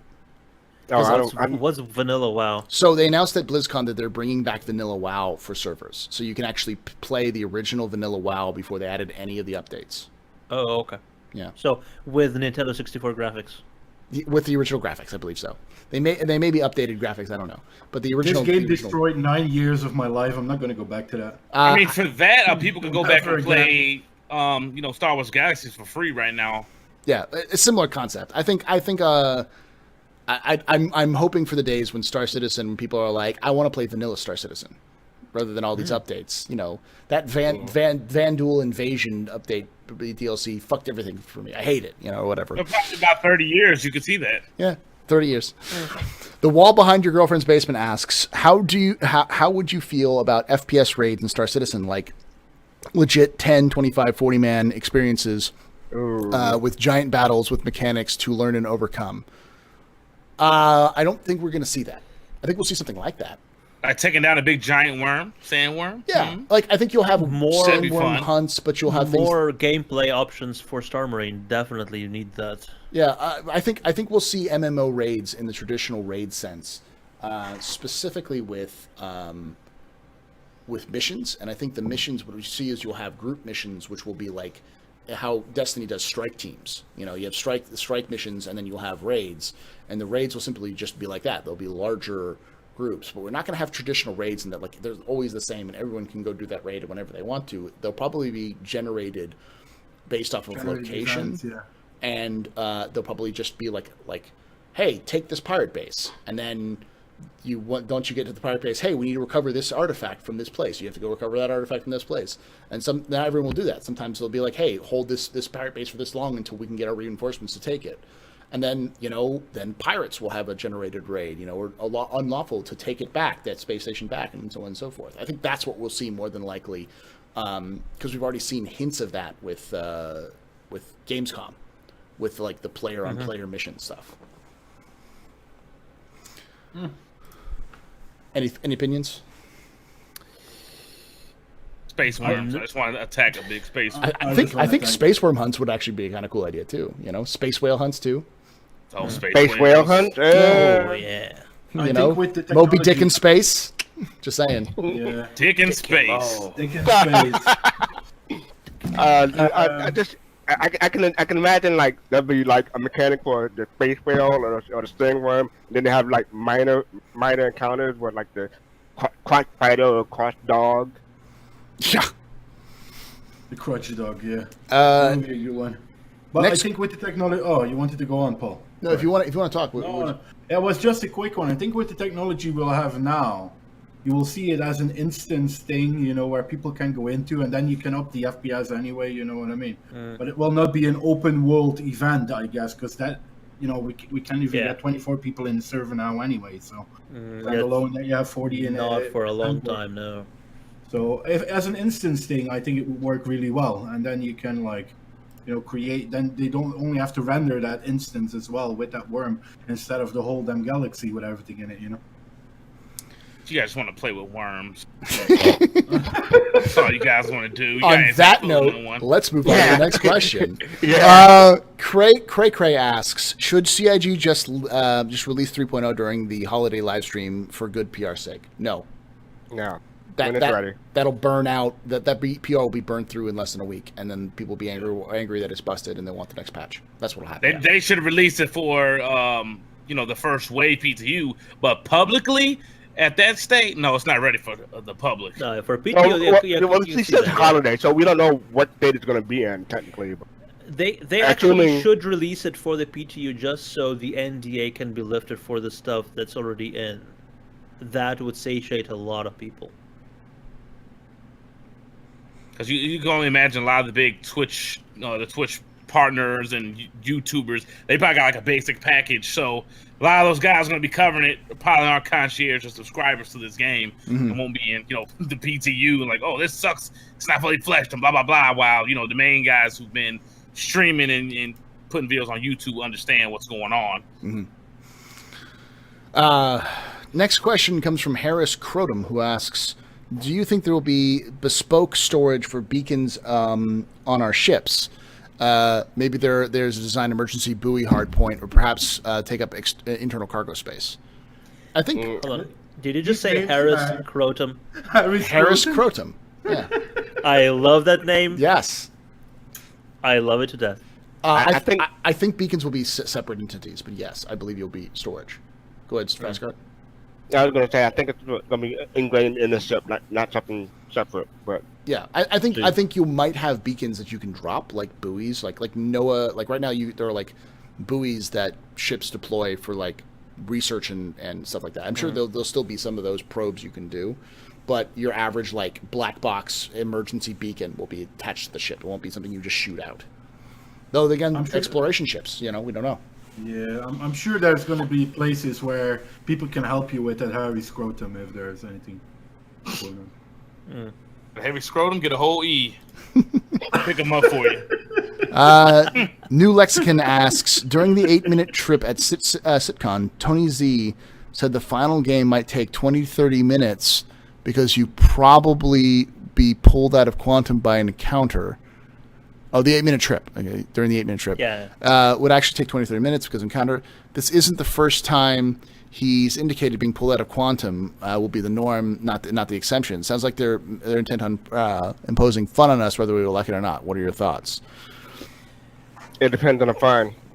I think you can still escape those quantum interactions. You can fight them, right?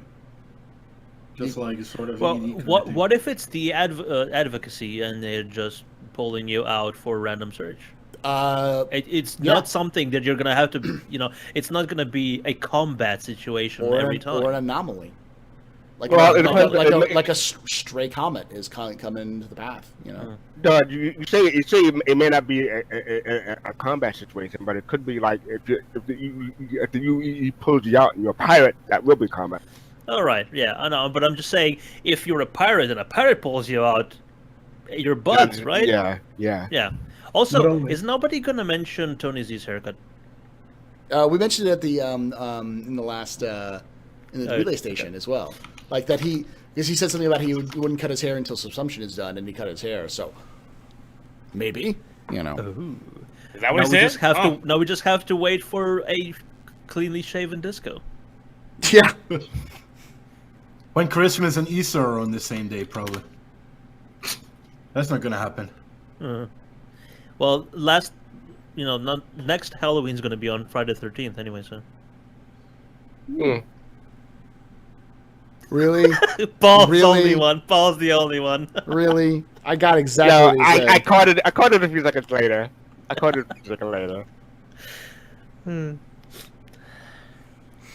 Next question comes from Wellowent, who asks, "What's your favorite part about VerseCon?" I guess me and Fastcard are the only ones who are there. After me not being MC, that was fun because I get to drink and talk to people.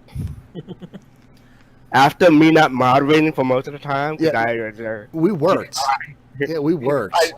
The backstory is when they asked me to volunteer for moderator, I'm like, "Oh, there's gonna be other moderators and all. Like, we can take shifts and stuff like that." And they say, "Oh yeah, sure, you'll take shifts. You won't have to moderate the whole time." I was there the whole time. I didn't have to be because I was got into moderator mode. Like, whenever I want to, I try to be helpful. Whenever I can be helpful, I try to be helpful. So I'm like putting a link, trying to keep the chat engaged, letting chat know like, oh, they're having some technical issues. We'll be right back, and so I was there behind the scenes most of the time, and I didn't mingle as much as I should have or wanted to, but I had fun after the event and before and after the event. So he still caught a couple of ladies. Don't worry, he still caught a couple of ladies. Yeah, it's true. I will be going to one of those cons next year. I will not be missing out this year. Next year. Did you see anybody wearing Converse just for the pun of it? Converse? No, I'm sure someone. Converse to VerseCon. Yeah. Yeah, I'm sure someone did though. I'm sure someone did. Yeah, I'm pretty sure. All right, so we've got a couple more questions, but they're just troll questions. So I'm going to guess. So this will be the last question from Joe's Got More, who asks, "Question: Who's going to build an outpost on top of someone? Al Capone Mafia style." Yes, Gio, because he's the one with the pioneer. I'm the only one who's not a peasant here. He's gonna kill someone, bury their bodies, and then buy the land and build a settlement over it. And he's gonna name the settlement after the guy he killed, just to thumb his nose at the UEE. That's what he's gonna do. That just made me think of something. What's the salvager called? The reclaimer. Can the reclaimer salvage a pioneer, and then make the component make a new pioneer for someone else?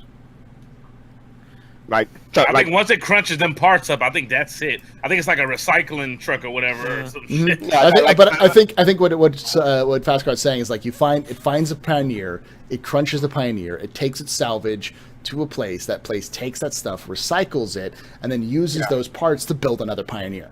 Yeah, so what I'm basically asking is, someone's gonna find Gio's Get Money pioneer and just crunch it and make a new one. Didn't have to deal with my Idris and soon to be Javelin. You have an Idris? Yeah, I got an Idris, man. They Damn. don't call me Gio get money for nothing. Oh man. Gio, no money because he spent all the money on Right? Right. Most ships. That was like the last one of my ships I need. All right. That is the last Also, one. no. Use the reclaimer to break up the pioneer and use the salvage as raw materials to build outposts by other pioneers. Alrighty, ladies and gentlemen, I think we're going to call it a night here. Thank you guys all for hanging out with us here at the Astro Pub. If you did enjoy this, please consider following us here. And if you guys should follow all of these wonderful folks. If you're here in stream, I just put a pod follow in the actual chat. If you are watching, Don't follow me on Twitch. Follow me on Twitter. On Twitter, I will have the links down below, and I will have Darge's Twitter down below as well. So you should be able to follow all these folks. We do this live every Saturday, 3 p.m. Pacific, 6 p.m. Eastern, 10 p.m. GMT. Yeah, we talk about Star Citizen all the time. And if you are interested in coming onto the Captain's Table, you can always message me, and we'll talk. Let's see if we can get it done. But before we go, we're going to do a raid. So, but let me first end the stream here in the local recording. So what I'll say for this is, thank you guys so much for hanging out here. Love you all. Hope you have a good night. And if I don't see you soon, I'll see you someday in the black. Love y'all. Bye bye. Oh,